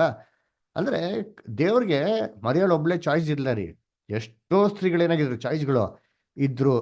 ಅದರಲ್ಲಿ ದೇವರು ಏನಪ್ಪ ಮಾಡಿದ್ರು ಅಂತಂದ್ರೆ, ಏನ್ರಿ ಕ್ರಿಸ್ತನಿಗೆ ಯೋಗ್ಯವಾಗಿರೋ ತಾಯಿಯಾಗಿದ್ರೆ ಯಾರಿರ್ತಾರೆ, ಯಾರ ಮಗುನ ಕರೆಕ್ಟಾಗಿ ಬೆಳೆಸ್ಬೋದು ಆತನ ಮಾರ್ಗದಲ್ಲಿ ಅಂತ ಅಂದ್ಬಿಟ್ಟು ಚೂಸ್ ಮಾಡ್ಬಿಟ್ಟು ಒಳ್ಳೆ ಕ್ಯಾರೆಕ್ಟರ್ ಇರೋಂಥ ಮರಿಯಾಳನ್ನ ಏನು ಮಾಡ್ತಾರೆ, ಚೂಸ್ ಮಾಡ್ತಾರೆ. ಲೂಕ 1ನೇ ಅಧ್ಯಾಯ 28 ಮತ್ತು 30. ದೇವರ ದಯೆ ಹೊಂದಿದವಳೆ, ನಿನಗೆ ಶುಭವಾಗಲಿ, ಕರ್ತನು ನಿನ್ನ ಸಂಗಡ ಇದ್ದಾನೆ ಅಂದನು. ನೋಡ್ರ, ಆಕೆಯು ದೇವರ ಆ ದಯೆ ಮಾತಿಗೆ ತಕ್ಕ ಓಕೆ ಹೊಂದಿದವಳೆ. ನೋಡ್ರ, ದೇವರ ದಯೆಯನ್ನು ಹೊಂದಿದವಳೆ ಅಂದೇನ್ರಿ, ಎಷ್ಟು ಜನ ಕಾಯ್ಕೊಂಡು ಕೂತಾರೆ. ಅರೆ ಆ ದಯೆ ದೇವ್ರು ಯಾರ ಮೇಲೆ ನೋಡ್ಸಿದ್ರು ಅಂತಂದ್ರೆ ಏನ್ರಿ, ಮರಿಯಾಳ ಮೇಲೆ ಏನ್ ಮಾಡಿದ್ರು, ಅಲ್ಲಿ ನೋಡ್ಸಿದ್ರು ಅಲ್ಲ. ಇಂಗ್ಲಿಷ್ ನೋಡ್ಬೇಕಾರೆ she is highly favoured, she is blessed among all the woman ಅಂತ ಹೇಳ್ತಾರೆ. ಹೈಲಿ ಫೇವರ್ಡ್ ಅನ್ನಂಗೆ ಗೊತ್ತಾ, ಇಂಟರ್ವ್ಯೂ ಮಾಡ್ಬೇಕಾದ್ರೆ ಏನು ಮಾಡ್ತಾರೆ, ಎಲ್ಲ ಥರ ಇರ್ತಾರೆ, ಎಲ್ಲರಿಗೂ ಈಕ್ವಲ್ ಕ್ವಾಲಿಫಿಕೇಶನ್ಸ್ ಇರ್ಬೋದು, ಆದರೆ ಆ್ಯಟಿಟ್ಯೂಡ್ ಕ್ಯಾರೆಕ್ಟರ್ ಏನಾಗ್ತಾರೆ ಅಲ್ಲಿ ಡಿಪೆಂಡ್ ಕೂಡ ಆಗ್ತಾರೆ. ಅಂದ್ರೆ ಆ ಬೇಸಿಸ್ ಮೇಲೆ ದೇವ್ರು ಏನಪ್ಪ ಮಾಡ್ತಾರೆ ಅಂದರೆ ಮರಿಯಾಳನ್ನ ಏನು ಮಾಡ್ತಾರೆ, ಅಲ್ಲಿ ಸೂಪರಾಗಿ ಸೂಟೇಬಲ್ ಆಗಿರೋಂಥ ಒಂದು ತಾಯಿ ಥರ ಏನು ಮಾಡ್ತಾರೆ, ಆಯ್ಕೆ ಮಾಡ್ತಾರೆ. ಯಾಕೆಂದರೆ ನೋಡಿ, ಯೇಸು ಕ್ರಿಸ್ತನ ಸುಮ್ಮನೆ ಜನ್ಮ ಕೊಡೋದು ಮಾತ್ರ ಅಲ್ಲ, ಆ ಮಗನ ಏನು ಮಾಡ್ಬೇಕಾಯ್ತಂತೆ ಅದೇ ರೀತಿ ಬೆಳೆಸ್ಬೇಕಾಗಿತ್ತಂದ್ರೆ ಹಂಗಾರೆ ತಾಯಿ ಜವಾಬ್ದಾರಿ ಏನಾಗಿತ್ತು? 9 ತಿಂಗಳು ಆ ಗರ್ಭದಲ್ಲಿರ್ಬೇಕಾರೆ, ಕನ್ಯೆಯಾಗಿರಿ ಗರ್ಭದಲ್ಲಿರ್ಬೇಕಾರೆ, ಇದು ಎಷ್ಟೋ ಒಂದು ಇಸ್ರೇಲಲ್ಲಿ ಎಷ್ಟು ತೊಂದರೆ ತರೋಂಥದ್ದು. ಯಾರೇ ಕನ್ಯೆಗಳು ಏನು ಮಾಡಂಗಿಲ್ಲ, ಏನು ಸ್ತ್ರೀಗಳು ಪ್ರೆಗ್ನೆಂಟ್ ಆಗಿಲ್ಲ. ಒಬ್ಬ ಕನ್ಯೆ ಪ್ರೆಗ್ನೆಂಟ್ ಆಗ್ತಲ್ಲ ಅಂದ್ರೆ ಎಲ್ಲ ಸೊಸೈಟಿ ಅಪೋಸ್ ಮಾಡ್ತಾರೆ ಇದನ್ನ. ಆಗಿನ ಕಾಲದಲ್ಲಿ ಕೂಡ ಅದೇ ಆಯ್ತು ಅಂತ ನೋಡ್ತೀರಲ್ವಾ. ಜೋಸೆಫನ್ನ ಬಿಡ್ಬೇಕು ಅಂತ ಮನಸ್ಸು ಮಾಡ್ಬಿಡ್ತಾರೆ, ಆದ್ರೆ ದೇವ್ರ ದೂತರು ಬಂದು ಕನಸಲ್ಲಿ ಹೇಳಿದ್ರಿಂದ ಜೋಸೆಫ್ ಏನು ಮಾಡ್ತಾರೆ, ಅದಕ್ಕೆ ಒಪ್ಕೊಂತಾರೆ.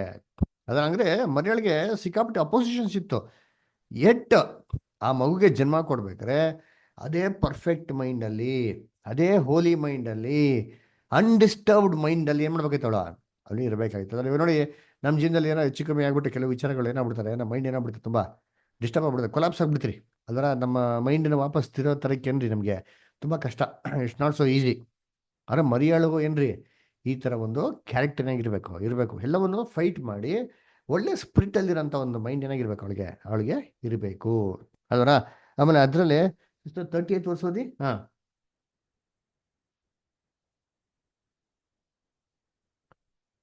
ಓಕೆ. ಮರಿಯಳೇ, ಹೆದರಬೇಡ, ನಿನಗೆ ದೇವರ ದಯೆ ದೊರಕಿತು. ಇಗೋ, ನೀನು ಗರ್ಭಿಣಿಯಾಗಿ ಒಬ್ಬ ಮಗನನ್ನು ಹೆರುವಿ. ಆತನಿಗೆ ಯೇಸುವೆಂದು ಹೆಸರಿಡಬೇಕು. ನೋಡ್ರ ಏನ್ರಿ, ನೀನು ದಯವನ್ನು ಹೊಂದಿದ್ಯಾ ಅಂತ ಹೇಳ್ತಾರೆ. ಆಮೇಲೆ ಇನ್ನೊಂದು ವಾಕ್ಯ ಬರ್ತಾ ನೋಡಿ, ಯೇಸು ಕ್ರಿಸ್ತು ಹೆಂಗ್ ಬೆಳೆದ್ರು ಅಂತಂದ್ರೆ, ಲೂಕ್ 2:52 ಹೋದ್ರಿ.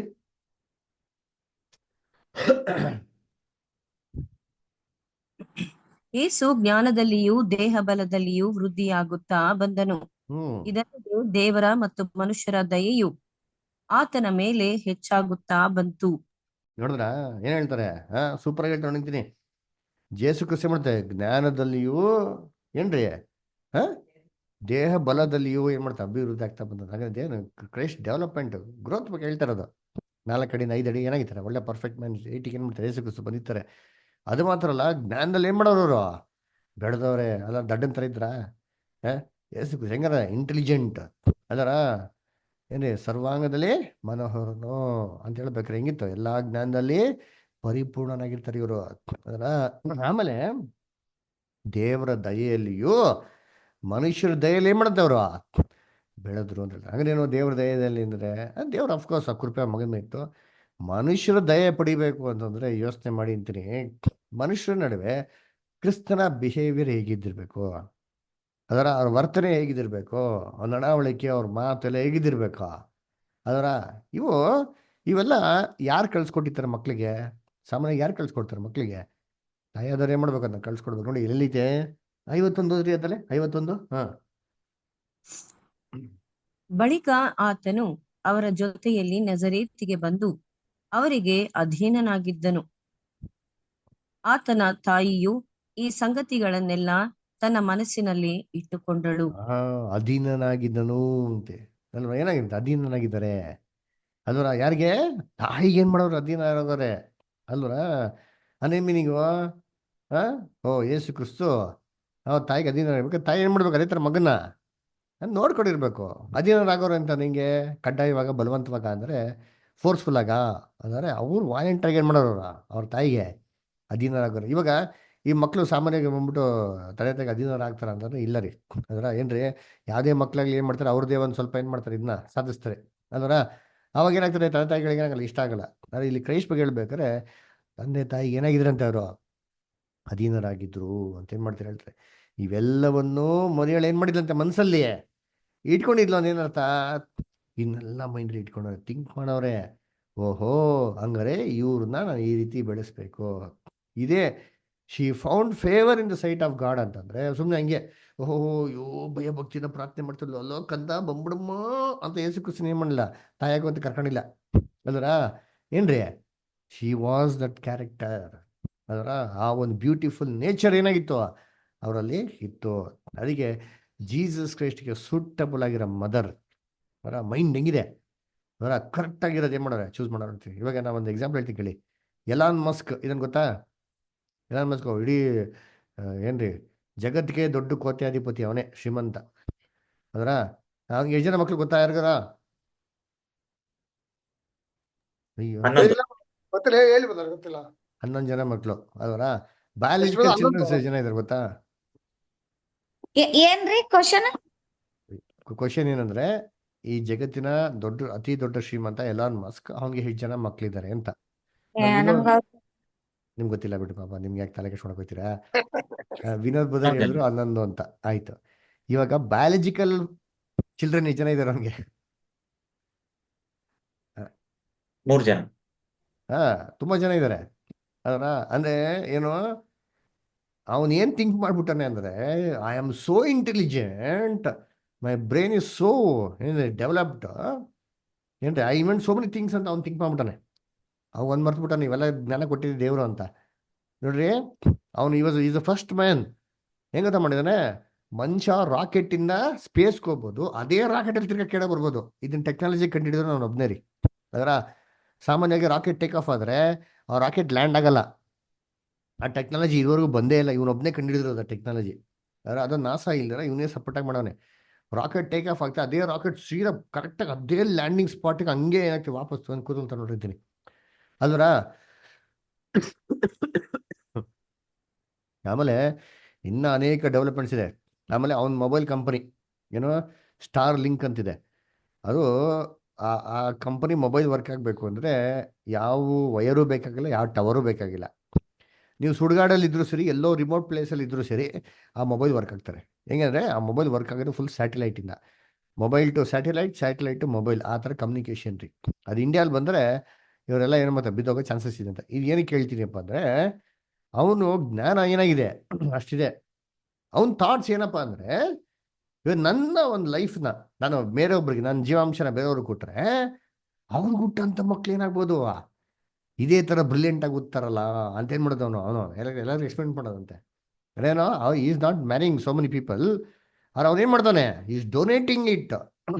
ಅದರ ಏನಕ್ಕೆ, ನಾನು ಪರ್ಫೆಕ್ಟ್ ಆಗಿದ್ದೀನಿ, ನನ್ನಿಂದ ಮಕ್ಕಳೆಲ್ಲ ಹುಟ್ಲಿ ಅಂತಂದ್ಬಿಟ್ಟು ಅಲ್ಲರ. ಗೂಗಲ್ ಸರ್ಚ್ ಮಾಡಿ ನೋಡ್ರಿ, ಈ biological children's day for Elon Musk ಅಂತ ಗೊತ್ತಾಗ್ತಾರೆ ಅಲ್ಲರ. ಇದೇನಕ್ಕೆ ಬೆಳೆದ ಅಂತಂದ್ರೆ, ನೋಡಿ, ಜೀವಾಂಶ ಬರೋದು ಯಾರಿಂದ? ತಂದೆಯಿಂದ. ಅವ್ರು ಪರ್ಫೆಕ್ಟ್ ಆಗಿದ್ರೆ ಏನಾಯ್ತದೆ ಅಲ್ವರ. ಇವಾಗ ನೋಡ್ರಿ ಅಂತೀನಿ, ಇವಾಗ ಮರಿಯಾಳು ಪರ್ಫೆಕ್ಟ್ ಆಗಿರೋದು, ಐ ಮೀನ್ ಪರ್ಫೆಕ್ಟ್ ಅಂದೇನು ಸೂಟೇಬಲ್ ಆಗಿರೋದ್ರಿಂದ ಯೇಸು ಕ್ರಿಸ್ತನಿಗೆ ಏನಾಯ್ತು, ಬೆಳೆಸೋದಕ್ಕೆ ಏನಾಯ್ತು, ಅನುಕೂಲ ಆಯಿತು ಅಲ್ವರ. ಇವಾಗ ಇನ್ನೊಂದು ನಾನು ಎಕ್ಸಾಂಪಲ್ ಹೇಳ್ತೀನಿ. ನೀವು ಎಷ್ಟೋ ಜನ ನೋಡಿದ್ದೀರಾ, ಇವಾಗ ಗೌರ್ಮೆಂಟ್ ಸ್ಕೂಲಲ್ಲಿ ಕೆಲವು ಜನ ಮಕ್ಕಳು ಓದ್ತಾ ಇರ್ತಾರೆ, ನೋಡೋಕೆ ಫಾರಿನರ್ ಥರ ಇರ್ತಾರೆ, ಕೆಂಚಿಕೆ, ಬಿಳಿ ಕೂದಲು, ಬಿಳಿ ಕೂದಲು, ಅದರ ಬ್ಲಾಂಡಿ ಹೇರ್ಸ್ ಅವ್ರಿಗೆಲ್ಲ, ಅದರ ಐಬ್ರೋಸ್ ಕೂಡ ಫಾರಿನರ್ ಥರನೇ ಇರ್ತಾರೆ. ಎಲ್ಲ ನೋಡಿದ್ದೀರಾ ಇವನ್ನೆಲ್ಲ? ನೋಡಿದೀವಿ ಬ್ರದರ್. ಕೆಲವು ಜಾಗ ಬೆಂಗಳೂರು ಬಂದು ನೋಡಿಸ್ತೀನಿ, ತುಂಬ ಜನ ಅವರೇ. ನಾನು ನೋಡಿದ್ರೆ ಏನಪ್ಪ ಫಾರಿನರು, ಇವ್ರು ಗೌರ್ಮೆಂಟ್ ಸ್ಕೂಲ್ಗೆ ಹೋಗ್ತಾನೆ ನೋಡಿದ್ರೆ, ಇವ್ರು ಫಾರಿನರ್ ಅಲ್ಲ ರೀ, ಇವ್ರು ಫಾರಿನ್ಗೆ ಹುಟ್ಟಿಲ್ಲ. ಇವ್ರು ಏನು ಮಾಡೋರೆ ಅಂತಂದರೆ, ನಮ್ಮ ಕರ್ನಾಟಕ ಗೌರ್ಮೆಂಟಲ್ಲಿ ಎಕ್ಸ್ಪೆರಿಮೆಂಟ್ ಮಾಡಿದ್ರು ಅದನ್ನ ಎಷ್ಟೋ ವರ್ಷಗಳ ಮುಂಚೆ. ಏನಪ್ಪ ಮಾಡೋದು ಅಂದರೆ, ಇಂಥ ಫಾರಿನ್ ಡೋನರ್ಸ್ ಇತ್ತು ನೋಡಿ, ದಾನ ಮಾಡೋಂಥವ್ರು, ಆ ದಾನಿಗಳತ್ತ ಇವು ಜೀವಾಂಶ ಅಂತ ತಗೊಂಡು ಏನು ಮಾಡಿದ್ರು, ಈ ಸ್ಲಮ್ಮಲ್ಲಿ ಇರ್ತಾವೆ, ಸ್ಲಮ್ಮಲ್ಲಿ ತುಂಬ ಕೀಳುಮಟ್ಟದ ಒಂದು ಸಮಾಜದಲ್ಲಿ ಬದುಕ್ತಾರಂಥ ಮಕ್ಳುಗಳೆಲ್ಲ, ಜ್ಞಾನಿಗಳು, ಬುದ್ಧಿಗಳೆಲ್ಲ, ದಡ್ರಲ್ಲ ಎಲ್ಲ ಅಂತ ಹೊರಟಾಗಿ ಬಿಹೇವ್ ಮಾಡ್ತಾರಲ್ಲ, ಏನು ಮಾಡೋಣ, ಇಂತಹ ಜೀವಾಂಶ ಲಾಕರು ಏನಾಗ್ತಾರೆ, ಅವರಿಂದ ಬರೋಂಥ ಜನ್ರೇಷನ್ ಹೆಂಗಿರ್ತದೆ, ಸೂಪರ್ ಆಗಿರ್ತಾರೆ, ಫಾರಿನ್ ಬ್ರೀಡ್ ಆಗಿರ್ತಾರೆ ಅಂತ ಮಾಡಿದ್ರು. ಅದೇನು ಸಕ್ಸಸ್ ಆಯಿತು, ಹೋಗೋದು ಗೌರ್ಮೆಂಟ್ ಸ್ಕೂಲಿಗೆ ಹೋಗ್ತಾನೆ, ಕಲ್ತಿರೋದೆಲ್ಲ ತರಲೆ ಬುದ್ಧಿನೇ ಏನು ಮಾಡೋಣ ಕಲ್ತವನೆ. ನನಗೆ ಏನು ಗೊತ್ತಾಗ್ತಾರೆ ಅಂತಂದರೆ, ಮನುಷ್ಯನಲ್ಲಿ ಇನ್ನೂ ಪರ್ಫೆಕ್ಟ್ ಎನ್ಸೈಮ್ ಏನಾಗಿದೆ ಇನ್ನೂ ಗೊತ್ತಿಲ್ಲ. ಅವ್ನು ಮತ್ತೊಬ್ರಿಗೆ ಜೀವ ಕೊಟ್ಟಾಗ ಅವರೆಲ್ಲ ಪರ್ಫೆಕ್ಟಾಗಿ ಹುಡ್ತಾರೆ ಅಂತ ಏನು ಮಾಡೋಕ್ಕಾಗಲ್ಲ, ಹೇಳೋಕ್ಕಾಗಲ್ಲ. ಅದಕ್ಕೆ ನೋಡಿ ಅದಕ್ಕೆ ನಾವೊಂದು ಏನ್ರಿ ಎಕ್ಸಾಂಪಲ್ ಹೇಳಿದಾರೆ, ಎಲಾನ್ ಮಸ್ಕ್ ಅಲ್ವರ. ಏನ್ರಿ ಆ ಎಲಾನ್ ಮಸ್ಕ್ದು ಎಕ್ಸಾಂಪಲ್ ನೋಡಿದ್ರು ಸರಿ, ಅದರಲ್ಲಿ ಒಬ್ರು ಬಯಾಲಜಿಕಲ್ ಡಾಕ್ಟರು ಅವ್ರ ಮೇಲೆ ಕೇಸ್ ಹಾಕಿದ್ದಾರೆ, ಎಲಾನ್ ಮಸ್ಕ್ ಮೇಲೆ ಕೇಸ್ ಹಾಕಿದ್ದಾರೆ ಗೊತ್ತಾ. ಅಂದರೆ ಏನ್ರಿ, ಇವಾಗಿರೋ ಟ್ರೆಂಡಲ್ಲಿ, ಇವಾಗಿರೋಂಥ ಒಂದು ಜನ್ರೇಷನಲ್ಲಿ ತಂದೆಗಳಿಂದಾಗಲಿ ತಾಯಿಗಳಿಂದಾಗಲಿ ಪರ್ಫೆಕ್ಟು ನಾವೆಲ್ಲ ಇನ್ನು ಕೊಡೋದಕ್ಕೇನಿಲ್ಲ, ಸಾಧ್ಯ ಇಲ್ಲ. ಅದರಿಂದ ಇಂಥ ಸಿಚುವೇಶನಲ್ಲಿ who is the best among all this, ಇವರಲ್ಲೆಲ್ಲ ಯಾರು ಶ್ರೇಷ್ಠ, ಯಾರು ಉನ್ನತವಾಗಿದ್ದಾರೆ, ಯಾರು ಬೆಸ್ಟ್ ಆಗಿದ್ದಾರೆ ಅಂದ್ಬಿಟ್ಟು ಮರಿಯಾಳನ್ನ ಏನು ಮಾಡಿದವರು ಅವರು ಆಯ್ಕೆ ಮಾಡಿದ್ದು ಅಲ್ಲರ. ಇದು ಮೊದಲನೇ ಕಾರಣ. ಇನ್ನೊಂದು ಎರಡನೇದು ಏನಪ್ಪ ಅಂತಂದರೆ, ಮರಿಯಾಳನ್ನ ಆಯ್ಕೆ ಮಾಡ್ಬೇಕಾದ್ರೆ ಮರಿಯಾಳು ಕೂಡ ಏನಾಗಿದ್ರು ಅದಕ್ಕೆ, ಅದು ಏನ್ರಿ ಅದು ಸ್ವೀಕಾರ ಮಾಡೋಕೆ ಏನಾಗಿದ್ರು, ಇಡಿಯಾಗಿದ್ರು, ಸಂತೋಷವಾಗಿದ್ರು. ಅದರ ಹೌದಪ್ಪ, ದೇವ್ರನ್ನ ಆಯ್ಕೆ ಮಾಡ್ತಾರೆ ಅಂತಂದರೆ ದೇವ್ರಿಗೋಸ್ಕರ ಎಲ್ಲ ಸಹಿಸ್ಕೊಂಡು ನಾನು ಏನಾಗಿರ್ತೀನಿ, ಸಿದ್ಧವಾಗಿರ್ತೀನಿ ಅಂತಂದ್ಬಿಟ್ಟು ಅದರ. ಆಮೇಲೆ ಮೂರನೇದು ಏನ್ರಿ, ಓದೋಣ ನೋಡಿ, ಲೂಕ 1ನೇ ಅಧ್ಯಾಯ 45-47.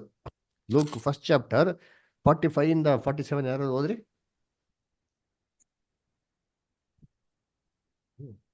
ಕರ್ತನು ನಿನಗೆ ಹೇಳಿದ ಮಾತುಗಳು ನೆರವೇರುವವು ಅಂದಳು.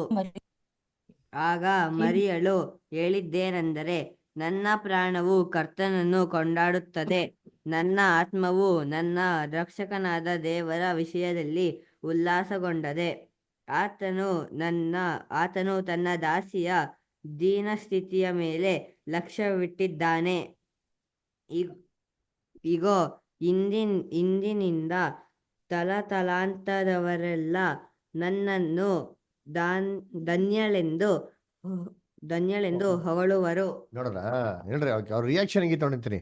ಅಂದ್ರೆ ಮರಿಯಳು ಆಯ್ಕೆ ಮಾಡ್ಬೇಕಾದ್ರೆ ಮರಿಯಳು ಏನ್ರಿ ಅದಕ್ಕೆ ಕರೆಕ್ಟಾಗಿ ಸ್ಪಂದಿಸ್ರು ನೋಡಿರ್ತೀನಿ ಅಲ್ವರ. ಸೊ ನೆಗೆಟಿವ್ ಆಗಿ ಏನು ಥಿಂಕ್ ಮಾಡೋಕ್ಕೋಗಿಲ್ಲ, ಕೇವಲವಾಗಿ ಏನು ಮಾಡೋಕ್ಕೋಗಿಲ್ಲ, ಥಿಂಕ್ ಮಾಡೋಕ್ಕೋಗಿಲ್ಲ ಅದರ. ಸೊ ಈ ಕ್ಯಾರೆಕ್ಟರ್ಗಳೆಲ್ಲ ಮರಿಯಳಲ್ಲಿ ಕಂಡು ಬಂದಿರೋದ್ರಿಂದ ಮರಿಯಾಳು ಏನ್ರಿ ಒಂದು ಪರ್ಫೆಕ್ಟ್ ಆಗಿ ಸೂಟೇಬಲ್ ತಾಯಿ ಆಗಿದ್ರು. ಏನು ಯೇಸು ಕ್ರಿಸ್ತನ ಒಂದು ಜೀವಾಂಶ ಗರ್ಭದಲ್ಲಿ ಇಟ್ಟಾವಾಗ ಅವರು ಮೈಂಡು ಏನ್ರಿ ಆಲ್ಮೋಸ್ಟ್ ಏನ್ರಿ ಒಂದು ಡಿಸ್ಟರ್ಬ್ ಆಗ್ದಿರೋ ಮೈಂಡ್ ಇಲ್ದಿರೋದ್ರಿಂದ ಕ್ರಿಸ್ತನು ಗರ್ಭದಲ್ಲಿ ಬೆಳೆದಿಕ್ಕೆ ಏನಾಯ್ತು, ಅನುಕೂಲ ಆಯ್ತು. ಆಮೇಲೆ ಇನ್ನೊಂದು ಯೋಚನೆ ಮಾಡಿರ್ತೀರಿ, ಇದನ್ನ ಎಷ್ಟೋ ಸರ್ತಿ ನಿಮ್ಗೆ ಹೇಳಿದ್ದೀನಿ. ಅದರ ಇವಾಗ ಯೇಸು ಕ್ರಿಸ್ತು ಏನ್ರಿ ಏಕೈಕ ದೇವರ ಕುಮಾರ ಅಂತ ಗೊತ್ತಾಗಿದ್ಮೇಲೆ ಮರಿಯಾಳು ಎಷ್ಟು ಭಯ ಭಕ್ತಿಯಿಂದ ಇದ್ದಿರ್ಬೇಕು ಯೋಚನೆ ಮಾಡಿ ಅಲ್ವರ. ಇವಾಗ ಯೋಚನೆ ಮಾಡಿರ್ತೀರಿ, ಜೀಸಸ್ ಕ್ರೈಸ್ಟ್ ನಮ್ಮನೆಗೆ ಬಂದರೆ ನಾವು ಹೆಂಗಿರ್ತೀರಿ? ನಾವು ಯಾರು ಇವತ್ತು ಯಾವ ಥರ ಇದ್ರೂ ಅವ್ರು ಯಾರೂ ಇರಲ್ಲ. ನಮ್ದೆಲ್ಲ ರಿಯಾಕ್ಷನ್ ಚೇಂಜ್ ಮಾಡ್ಬಿಡ್ತೀರಿ. ಜೀಸಸ್ ಕ್ರೈಸ್ಟ್ ಇರೋ ತನಕ ಮಾತ್ರ ಅವ್ರು ಹೋಯ್ದ ತಕ್ಷಣ ನಾವೆಲ್ಲ ಒಳ್ಳೆ ಗುಣಗಳೆಲ್ಲ ಹೊಟ್ಟಾಯ್ತಾರೆ, ಕೆಟ್ಟ ಗುಣಗಳೆಲ್ಲ ಬರ್ತದೆ. ಮರಿಯಾಳು ಹೆಂಗಿದ್ದಿರ್ಬೇಕು ಯೋಚನೆ ಮಾಡಿರ್ತೀನಿ. ಒಂದೊಂದು ಮೂಮೆಂಟಲ್ಲೂ ಒಂದೊಂದು ಇನ್ಸಿಡೆಂಟಲ್ಲೂ ಅವಳೇನು ಮಾಡ್ತಾಳೆ, ಯೇಸು ಕ್ರಿಸ್ತ ನೋಡ್ಬೇಕಾರೆ ಅಯ್ಯೋ ಇವ್ರು ಯಾರು ಕುಮಾರ? ದೇವ್ರ ಕುಮಾರ ಅಲ್ರ. ಜಗತ್ತನ್ನೇ ದೇವ್ರು ಯಾರಿಗೋಸ್ಕರ ಮಾಡಿದ್ದಾರೆ? ಇವ್ರಿಗೋಸ್ಕರ ಮಾಡಿದ್ದಾರೆ, ಇವ್ರ ಮುಖಾಂತರ ಮಾಡಿದ್ದಾರೆ, ಇವ್ರಿಗಾಗಿ ಮಾಡಿದ್ದಾರೆ ಅಂತೇನು ಮಾಡ್ತಾಳೆ ಅಲ್ಲಿ ಥಿಂಕ್ ಮಾಡಿರ್ತಾರೆ. ಒಂದೊಂದು ಸತಿಗೂ ಏನ್ರಿ ಯೇಸು ಕ್ರಿಸ್ತು ಪಾಪ ಮುಗ್ಧವಾಗಿ ಅಮ್ಮ ಅಂತ ಓಡ್ ಬರ್ಬೇಕಾರೆ ಇವ್ರು ಏನು ಥಿಂಕ್ ಮಾಡಿದ್ದಾರೆ, ಎಲ್ಲಪ್ಪ ಇವನು ನನ್ನ ಮಗ ಅಮ್ಮನ್ನ ಕರಿತಾನಲ್ಲ, ಇವರು ಅಪ್ಪ ಯಾರು, ಇವು ಜಗತ್ತಿನ ಬ್ರಹ್ಮಾಂಡ ಸೃಷ್ಟಿ ಮಾಡಿದಾರಪ್ಪ, ನನ್ನ ನೋಡಿ ಅಮ್ಮ ಅಂತ ಕರಿತಾನೆ ಅಂತ ಅವ್ರು ಏನು ಮಾಡಿದಾನ ಅವ್ರಮ್ಮ ಫುಲ್ ಖುಷಿಯಾಗಿರ್ತಾರೆ, ಫುಲ್ ಸಂತೋಷವಾಗಿರ್ತಾರೆ ಅದರ. ಅದರಿಂದ ಅವ್ರ ಲೈಫ್ ಹೆಂಗಿರ್ತಾರೆ ಅಂತಂದ್ರೆ ಮಗನ ಜೊತೆಗೆ ಇಟ್ ಬಿ ಜಾಲಿ ಲೈಫ್ ಅದರ. ತುಂಬಾ ಪ್ರೀತಿಯಿಂದ ಮುದ್ವಾಗಿ ಏನ್ ಮಾಡ್ತಾರೆ, ಚೆನ್ನಾಗಿ ಸಾಕಿರ್ತಾರೆ. ಅದೇ ಥರ ಕ್ರಿಸ್ತನ್ ಕೂಡ ಒಬಿಡಿಯಂಟ್ ಆಗಿರ್ತಾರೆ ನೋಡಿದ್ದೀನಿ ಅದರ. ಏನ್ರಿ ಯಾವುದೇ ವಿಚಾರಕ್ಕೂ ಏನ್ರಿ ಬೈಸ್ಕೊಂಡು ಓಡಿಸ್ಕೊಂಡು ಎಲ್ಲ ಫೋರ್ಸ್ ಮಾಡಿ ಮಾಡೋದಕ್ಕೆ ಒಂದು ಕ್ಯಾರೆಕ್ಟರ್ ಯಾರಲ್ಲಿ ಇರಲ್ಲ, ಕ್ರೈಸ್ಟಲ್ಲಿ ಏನಾಗಿರಲ್ಲ ಇರಲ್ಲ ಅದರ. ನಾವು ಬೈಬಲಲ್ಲಿ ಓದ್ತೀರಿ ಏನ್ರಿ ಕ್ರಿಸ್ತನು ಯಾವ ವಿದ್ಯಾಭ್ಯಾಸ ಏನು ಮಾಡಿಲ್ಲ ಅಂತ ಅದರ. ಯಾಕೆ ಮಾಡಿಲ್ಲ? Probably one of the reason is they could not afford. ಮನೇಲಿ ಅಷ್ಟು ಜನ ಮಕ್ಳು ಏನಾಗಿದ್ರು ಇದ್ರು. ಎರಡನೇ ರೀಸನ್ ಅಂದರೆ ಯೇಸು ಕ್ರಿಸ್ತನು ಜ್ಞಾನದಲ್ಲಿ ಅಭಿವೃದ್ಧಿ ಆದ ಅಂತಂದರೆ ಈ ಲೌಕಿಕ ಜ್ಞಾನ ಅವ್ರಿಗೇನಂತ ಅವಶ್ಯಕತೆ ಇರಲಿಲ್ಲ. ದೇವರೇ ಪವಿತ್ರಾತ್ಮ ಕೊಟ್ಟಿದ್ಮೇಲೆ ಆಕಾಶ ತೆರೆಯಲ್ಪಡ್ತದೆ, ಪರಲೋಕದ ಎಲ್ಲ ಜ್ಞಾನವನ್ನು ದೇವ್ರು ದಯಪಾಲಿಸ್ತಾ ಇರ್ಬೇಕಾರೆ ಯಾವ ಸ್ಕೂಲು ಕಾಲೇಜ್ ಬೇಕಾಗಿರಲಿಲ್ಲ ಅವ್ರಿಗೆ. ಅದು ಇವಾಗ ಏನ್ರಿ ಇವಾಗ ನಮಗೆಲ್ಲ ಬೇಕು ಅದರ. ಇವಾಗ ಯಾರು ದೇವ್ರ ಮಕ್ಕಳು ಅಯ್ಯೋ ನನಗೇನು ಬೇಡ, ಯೇಸು ಕ್ರಿಸ್ತು ಓದಿಲ್ಲ, ನಾನು ಓದಲ್ಲ ಅಂತ ಕೂತ್ಕೊಂಡ್ಬಿಟ್ಟ ಅಂತಂದರೆ ಏನ್ರಿ, ನೀವು ನೆಟ್ಟಿಗೆ ಮಾತಾಡೋಕ್ಕೂ ಬರಲ್ಲ, ನೆಟ್ಟಿಗೆ ಓದೋಕ್ಕೂ ಬರಲ್ಲ ಅಂತ. ನೆಟ್ಟಿಗೆ ಓದೋಕ್ಕೂ ಬರಲ್ಲ, ಮಾತಾಡೋಕ್ಕೂ ಬರಲ್ಲ, ನೀನು ದೇವ್ರ ಸೇವೆ ಮಾಡೋಕ್ಕಾಗ್ತದೆ. ದೇವ್ರ ಮಕ್ಳು ಏನು ಮಾಡಬೇಕು, ಸಫಿಷಿಯೆಂಟಾಗಿ ರೀಸನಬಲ್ ಆಗಿ ಓದಬೇಕ್ರಿ. ತನ್ನ ಕಾಲ ಮೇಲೆ ನಿಂತ್ಕೊಳ್ಳೋ ರೀತಿಯಲ್ಲಿ, ಬೇರೆಯವ್ರಿಗೆ ಹೊರೆ ಆಗದ ರೀತಿಯಲ್ಲಿ ಏನ್ರಿ ನಾವು ಏನು ಮಾಡಬೇಕು, ಮೈಂಡ್ನ ಡಿಸ್ಟರ್ಬ್ ಆಗದ ರೀತಿಯಲ್ಲಿ ನಾವು ನಮ್ಮ ಕಾಲ ನಿಂತ್ಕೊಳ್ಳೋಕೆ ನಾವು ಏನು ಮಾಡಬೇಕು, ಪ್ರಯತ್ನ ಮಾಡಬೇಕು. ಇದೆಲ್ಲ ಏನಾಗಿತ್ತು ಕ್ರೈಸ್ತ ಎಲ್ಲ ಏನು ಅಬ್ಸರ್ವ್ ಮಾಡಿರ್ತಾರೆ ನೋಡ್ರಿ. ಅವ್ರ ಬಡತನಲ್ಲಿ ಇದ್ರು ಸರಿ ಯೇಸು ಕ್ರಿಸ್ತನ್ಗೆ ಹೆಂಗಿರ್ತಾರೆ ಅದರ. ಅದನ್ನ ಫೀಲ್ ಆಗೋದಾಗ್ಲಿ, ಅದನ್ನ ಎಕ್ಸ್ಪ್ರೆಸ್ ಮಾಡೋದಾಗ್ಲಿ ಮಾಡಿತಾರ ಇಲ್ಲ ರೀ. ಮನೆಯಲ್ಲಿ ಎಲ್ಲಪ್ಪ ಇದು ಡೆಲಿವರಿ ಮಾಡಿದ್ದು ನಾವು ನೋಡ್ತೀರಿ ಏನ್ರಿ, ಅಲ್ಲಿ ಛತ್ರದ ಸ್ಥಳ ಇಲ್ಲ ಅಂತ ನೋಡಿ ಎಲ್ಲಿಕ್ಕದ್ರಂತೆ ಒಂದು ಗೋಧಿಲಿ ಇಟ್ರು ಅಲ್ಲರ. ಯಾರು ಯೋಚನೆ ಮಾಡಿರ್ತೀರಿ, ಯಾರು ಏನು ಇದೇ ಮನೆಗಳ ಜಾಗದಲ್ಲಿ ಬೇರೆ ಯಾರೋ ಸ್ತ್ರೀ ಇದ್ರೆ ಅಯ್ಯೋ ದೇವ್ರೆ ನಿನ್ನ ಮಗನ ಜನ್ಮ ಕೊಡ್ತಾ ಇದ್ದೀನಿ, ನಿಂಗೆ ಅಷ್ಟು ಗೊತ್ತಾಗಲ್ವಾ, ನಾನು ಕತ್ತೆ ಮೇಲೆ ದೂರ ಪ್ರಯಾಣ ಮಾಡ್ಬೇಕಾ, ನನಗೆ ಗೊತ್ತಿಲ್ಲ, ಇವೆಲ್ಲ ಅವಾಯ್ಡ್ ಮಾಡು, ನನಗೆ ಇಲ್ಲೇ ಒಂದು ಛತ್ರ ಕೊಡು, ಸೂಪರ್ ಆಗಿರೋ ಎಕ್ಸಲೆಂಟ್ ಆಗಿರೋ ಡೆಲಿವರಿ ಆಗ್ಬೇಕು, ನನಗೇನು ತೊಂದರೆ ಆಗ್ಬಾರ್ದು, ನಿನ್ನ ಮಗನ ಜನ್ಮ ಕೊಡ್ತಾ ಅಂದ್ಬಿಟ್ಟು ಈ ಥರ ಎಲ್ಲ ಮಾತಾಡಿರೋರ ಅದರ ಸಾಹಿತ್ಯಗಳಿರ್ತದೆ. ಆದರೆ ಮರಿಯಾಳ್ ರಿಯಾಕ್ಷನ್ ಹೆಂಗಿತ್ತು ಅಂದರೆ ಇದನ್ನೆಲ್ಲದಲ್ಲೂ ದೀನ ಮನೋಭಾವ. ಅಂದರೆ ಇದೆಲ್ಲ ಏನು ಕೇಳ್ತೀನಿ ಅಂತಂದರೆ she was of good character, good nature ಅಲ್ವರ. ಇವಾಗ ಅದೇ ಥರ ನಮ್ಮಲ್ಲಿರೋಂಥ ಕೆಲವು ಜನ ಸಹೋದರಿಗಳು ಇರ್ಬೋದು, ಅದರ ಹೆಂಗಿರ್ತಾರೆ, ಕೆಲವು ಜನ ಸಾಫ್ಟ್ ನೇಚರ್ ರೀ, ಅದರ ಏನ್ರಿ ಅವ್ರ ಹತ್ರ ಹೊರಟಾಗಿ ನೀವು ಎಷ್ಟೇ ಬಿಹೇವ್ ಮಾಡಿ ಅವ್ರೇನ್ ಮಾಡೋದಿಲ್ಲ, ಹೊರಟಾಗಿ ರಿಯಾಕ್ಷನ್ಸ್ಗಳು ನೋಡ್ಸೋದಿಲ್ಲ ಅಲ್ವರ. ಯಾಕೆ ನೋಡ್ಸಲ್ಲ ಅಂತಂದ್ರೆ ಅವ್ರು ಬೆಳೆದಿರೋಂಥ ನೇಚರ್ ಏನಾಗಿದೆ ಆಗಿದೆ. ಇನ್ನು ಕೆಲವು ಜನ ಹೇಳ್ತಾರೆ ಏನ್ರಿ ಅವು ತುಂಬ ಹುಟ್ಟಿದೇ ಹೊರಟವ್ರು, ಅವ್ರನ್ನ ಏನು ಮಾಡೋಕ್ಕೆ ಚೇಂಜ್ ಮಾಡೋಕ್ಕಾಗಲ್ಲ ಅಲ್ವರ. ಯಾಕೆಂದ್ರೆ ಅವ್ರು ಬೆಳೆದಿರೋ ವಾತಾವರಣ ಹೆಂಗಿದೆ, ಯಾರ ಮೇಲೆ ಡಿಪೆಂಡ್ ಆಗ್ತಾರೆ, ತಂದೆ ತಾಯಿಗಳ ಮೇಲೆ. ಅಂದ್ರೆ ತಾಯಿ ತನ್ನ ಮಗನ ಮೇಲೆ ಎಷ್ಟು ಪ್ರಭಾವ ಬೀಳ್ಬೋದು ಅಲ್ವರ. ಅದಕ್ಕೆ ದೇವ್ರೇನ್ ಮಾಡವ್ರೆ, ಕ್ರಿಸ್ತನ್ಗೆ ಸೂಟೇಬಲ್ ಆಗಿರೋ ತಾಯಿನ ಏನ್ ಮಾಡವ್ರಿ ಇಲ್ಲಿ ಆಯ್ಕೆ ಮಾಡವ್ರೆ. ಯಾಕಂದ್ರೆ ಜೀಸಸ್ ಕ್ರೈಸ್ಟ್ ಅಮ್ಮ ಆದವ್ರು ಹೆಂಗಿರ್ಬೇಕು, ಅದಕ್ಕೆ ಫಿಟ್ ಆಗ್ಬೇಕು ಅಲ್ವರ. ಯೋಚನೆ ಮಾಡಿ, ಇವಾಗ ನಾವು ಬಂದ್ಬಿಟ್ಟು ಯೇಸು ಕ್ರಿಸ್ತನ್ಗೆ ಏನಾಗಬೇಕು ಅಂತಿದ್ರಿ, ಮೊದಲಿಂಗನ ಮೊದಲಿಗಿತ್ತೀರ ನಾವೆಲ್ಲ ಮೊದಲಗಿತ್ತಿ ಮೊದಲಿಗಿತ್ತಿರು ಮೊದಲಿಂಗ ಯಾರು, ಯೇಸು ಕ್ರಿಸ್ತನು. ಕ್ರಿಸ್ತರು. ನಾವೆಲ್ಲ ಯೇಸು ಕ್ರಿಸ್ತನ್ಗೆ ಹೆಂಡತಿ ಆಗೋದಕ್ಕೆ ಯೋಗ್ಯವಾಗಿದ್ದೀರಾ?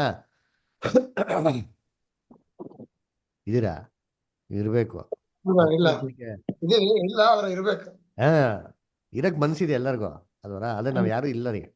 ಆದ್ರೆ ಮನಸ್ಸಿದೆ, ಅದ್ ತಕ್ಕಂತೆ ನಾವೇ ಮಾಡ್ಬೇಕು, ಸಿದ್ಧತೆಯನ್ನ ಮಾಡ್ಕೊಬೇಕು. ಅದಕ್ಕೆ ಪ್ರಕಟಣೆ 19 ಹೇಳ್ತಾರಲ್ಲ ಏನ್ರಿ, ಇದೋ ಈಗೋ ಯಜ್ಞದ ಕುರಿಯಾದ ತರ ಮದ್ವೆ ವಿವಾಹವು ಬಂತು. ಆಕೆ ಏನು ವಧಿಸೋಳು ಏನಾಗಿದ್ದಾಳೆ, ಸಿದ್ಧವಾಗಿದ್ದಾಳೆ. ಏನ್ ಮಾಡೋಳೆ, ಮದುವೆ ಮಾಡ್ಕೊಬೇಕು. ಸುಮ್ಮನೆ ಮದುವೆ ಮಾಡ್ಕೊತಾರ ಏನ್ರಿ, ಒಂದ್ ತಿಂಗಳಿಂದ ಮುಂಚೆ ಎಲ್ಲ ಫುಲ್ ಸ್ಕೀಮ್ ಆಗ್ತಾರೆ, ಪ್ಲಾನ್ ಮಾಡ್ತಾರೆ ಅಲ್ವರ. ಎಷ್ಟರ್ ಕತೆ ಕೇಳಿದ್ರಲ್ಲ, ಎಷ್ಟರ್ಗೆ ಮದುವೆ ಮಾಡ್ಬೇಕಾದ್ರೆ ಏನ್ ಮಾಡೋರು,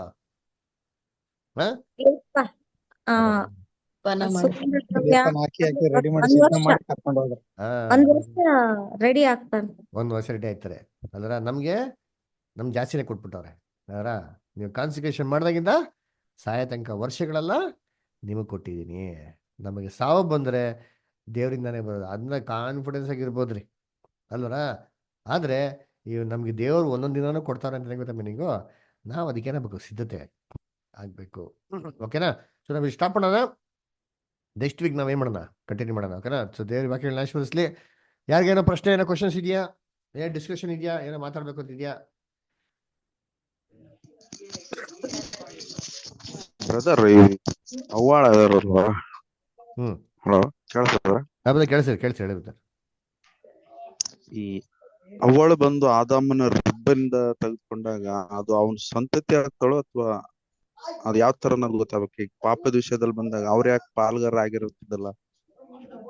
ಓಕೆ, ಗುಡ್. ಏನಂತಂದ್ರೆ ಇವಾಗ ಆದಾಮ್ನ ಸೃಷ್ಟಿ ಮಾಡ್ಬೇಕ್ರೆ ದೇವರು ಎಲ್ಲಾ ಗುಣಗಳನ್ನ ಆದಾಮ್ನಲ್ಲಿ ಇಟ್ಟಿದ್ರು. ಇವಾಗ ಏವಾಳನ್ನ ತೆಗೆದ್ರು ಅಂತಂದ್ರೆ ಆದಾಮ್ನಲ್ಲಿರೋಂಥ ಕೆಲವೊಂದು ಗುಣಗಳನ್ನ ತೆಗೆದ್ಬಿಟ್ಟು ಯಾರನ್ನ ದೇವರು ಸೃಷ್ಟಿ ಮಾಡಿದ್ದ, ಏವಾಳನ್ನ ಸೃಷ್ಟಿ ಮಾಡಿದ್ದು. ಯಾವಾಗ ಸೃಷ್ಟಿ ಮಾಡಿದ್ದು? ಪಾಪ ಮಾಡಿದ ನಂತರ ಅಲ್ಲ, ಪಾಪ ಮಾಡಕ್ ಮುಂಚೆನೇ ಏನ್ ಮಾಡಿದ್ರು, ಸೃಷ್ಟಿ ಮಾಡೋರು ಅಲ್ವರ. ಸೊ ಅದರಿಂದ ಏವಾಳಿಗೆ ಸಂಪೂರ್ಣ ಜವಾಬ್ದಾರಿ ಇತ್ತು. ಏನಾಗಿತ್ತು, ಪಾಪನ ಮಾಡಬಾರ್ದು ಅಂತ ಅಂದ್ಬಿಟ್ಟು. ಅದರಿಂದ she was responsible for our ಸಿನ್ ಅದರ. ಅವಳು ಮಾಡಿದ್ದ ಒಂದು ತಪ್ಪಿಗೆ ಅವಳೇ ಹೊಣೆ, ಬೇರೆ ಯಾರು ಹೊಣೆ ಆಗೋದಕ್ಕೇನಿಲ್ಲ, ಸಾಧ್ಯ ಆಗ್ತಾ ಇರಲ್ಲ. ಅದರಿಂದ ಜೀವಾಂಶ ಅವರಿಂದ ಬಂದಿಲ್ಲ. ಜೀವಾಂಶ ಯಾರಲ್ಲಿ ಇಟ್ಟಿರೋ ದೇವರು ಇವಾಗ ಏನ್ರಿ, ತಂದೆಗಳಲ್ಲಿ. ಇವಾಗ ಅದು ಇನ್ನು ನ್ಯಾಚುರಲ್ ಹೇಳ್ಬೇಕು, ಸೈನ್ಸ್ ಪ್ರಕಾರ ಹೇಳ್ಬೇಕಾದ್ರೆ ತಂದೆಯಿಂದ ಬರೋಂಥ ಜೀವಾಂಶ ಯಾರ ಗರ್ಭದಲ್ಲಿ ಸೇರ್ತಾರೆ, ತಾಯಿ ಗರ್ಭದಲ್ಲಿ ಸೇರ್ತಾರೆ. ತಾಯಿಯಿಂದ ಗರ್ಭದಲ್ಲಿ ಬಿಟ್ಟೋಗಿ ತಂದೆಯ ಗರ್ಭದಲ್ಲಿ ಸೇರ್ತಾರೆ ಅಂತ ಇಲ್ಲ. So life source is important. ಓಕೆನಾ? ಸರಿ ಬ್ರದರ್, ಈಗ ದೇವ್ರ ಆಜ್ಞೆ ಕೊಡ್ತಾರ ಹಣ್ಣನ್ನ ತಿನ್ಬೇಡ ಅಂತ ಆಜ್ಞೆ ಕೊಟ್ಟಾಗ ಆಗ ಅವಳು ಇದ್ಲ ಅಂತ ಪ್ರಶ್ನೆ. ಅವಳು ಇರ್ಲಿಲ್ಲ ಅಲ್ವರ. ಆಮೇಲೆ ಇಲ್ಲ ಅಂದ್ಮೇಲೆ ಆತ ಈ ಅವನಿದ್ದನ್ನ ಸೃಷ್ಟಿ ಆದ ನಿಮಿತ್ತದಲ್ಲಿ ಅದು ಅಪ್ಲಿಕೇಬಲ್ ಅವ್ರಿಗೆ ಆಗ್ತದಲ್ವರ? ಖಂಡಿತವಾಗಿ ಆಗ್ತದೆ. ಆದ್ರೆ ಇವಾಗ ಏವಾಳು ಸಪ್ರೇಟ್ ಆಗಿ ಬಂದಿದ್ಮೇಲೆ ಅವಳಿಗೆ ಒಂದು ಸಪ್ರೇಟ್ ಆಗಿ ಜವಾಬ್ದಾರಿ ಇದೆ ಅಲ್ವರ. ಮತ್ತೆ ಅವಾಗ ಆದಾಮ್ ಹೇಳಿರ್ತಾನೆ ಅಲ್ವರ, ನೋಡೋ ದೇವ್ರು ಹೇಳ್ಬಿಟ್ಟಿವ್ರೆ ಹಿಂಗ್ ಮುಟ್ಬಾರ್ದು ತಿನ್ಬಾರ್ದು ಅಂತ ಅಂದ್ಬಿಟ್ಟು. ಇವಳೇನ್ ಮಾಡಿತಾಳೆ, ಹೋಗ್ಬಿಟ್ಟು ತಿಂದಿರ್ತಾಳೆ. ಅವಾಗ ತಿಂದಿದ್ದಕ್ಕೆ ಏನಾಗ್ತದೆ, ದಂಡನೆ ಬಂದಿರ್ತಾರಲ್ವ. ಅದಕ್ಕೆ ಈ ದಂಡನೆ ಇಬ್ರಿಗೂ ಅನ್ವಯಿಸ್ತಾ ಇತ್ತು. ಆದ್ರೆ ಅವ್ರವ್ರ ಪಾಪಗಳಿಗೆ ಅವ್ರು ಸಾಯ್ತಾ ಇದ್ರು. ಆದ್ರೆ ಆದಾಮಿಂದ ಬಂದಿರೋಂಥದ್ದು ಏನಾಯ್ತು ಅಂದ್ರೆ, ಇದು ಆದಾಮಿಗೆ ಮಾತ್ರ ಅಲ್ಲ, ಇಡೀ ಜನರೇಷನ್ ಕೊಟ್ರು. ಯಾಕೆ ಕೊಟ್ರು ಅಂತಂದ್ರೆ, ಒನ್ ಆಫ್ ದ ರೀಸನ್ಸ್ ಏನಂದ್ರೆ, ಒಬ್ಬನಿಂದಲೇ ಪಾಪ ಬಂದವಾಗ ಒಬ್ಬ ಮನುಷ್ಯ ಸಾಕು ವಿಮೋಚನೆ ಮಾಡಕ್ಕೆ ಅಂತ ದೇವ್ರು ಮಾಡಿದ್ದು. ಎಲ್ಲ ದೇವ್ರು ಇಂಡಿವಿಜುವಲ್ ಬಿಟ್ಟು ಆಯ್ತು. ಆದಾಮ್ ಮಾಡ್ದ ನೀನ್ ಸಾಯಪ್ಪ, ಏವಾಳು ಮಾಡ್ದ ನೀನ್ ಸಾಯಮ್ಮ, ತಾಯಿ ನೀನ್ ಮಾಡ್ದೆ ನೀನ್ ಸಾಯಿ ಅಷ್ಟೇ. ಅವಾಗ ಅವನ್ನೆಲ್ಲ ವಿಮೋಚನೆ ಮಾಡ್ಬೇಕಂದ್ರೆ ಎಷ್ಟು ಜನ ರ್ಯಾನ್ಸಮ್ ಕೊಡ್ಬೇಕು, ಒಬ್ಬೊಬ್ರಿಗೊಬ್ರು ಬೇಕಲ್ಲ. ಅದಕ್ಕೆ ದೇವ್ರು ಮಾಡಿದ್ರು, ಒಬ್ಬನಿಂದಲೇ ಪಾಪವು, ಒಬ್ಬ ಮನುಷ್ಯನಿಂದಲೇ ಜೀವವು ಬರುವಂತ ಮಾಡಿದ್ರು ಅಂತ. ಓಕೆನಾ? Okay brother, thank you. Okay then, anybody any questions, any doubts? Okay, ಹಂಗಾರೆ ನಾವು ಪ್ರಾರ್ಥನೆ ಮಾಡಿ ಮಾಡೋಣ. ಮುಕ್ತಾಯ ಮಾಡೋಣ. ನಮ್ಮ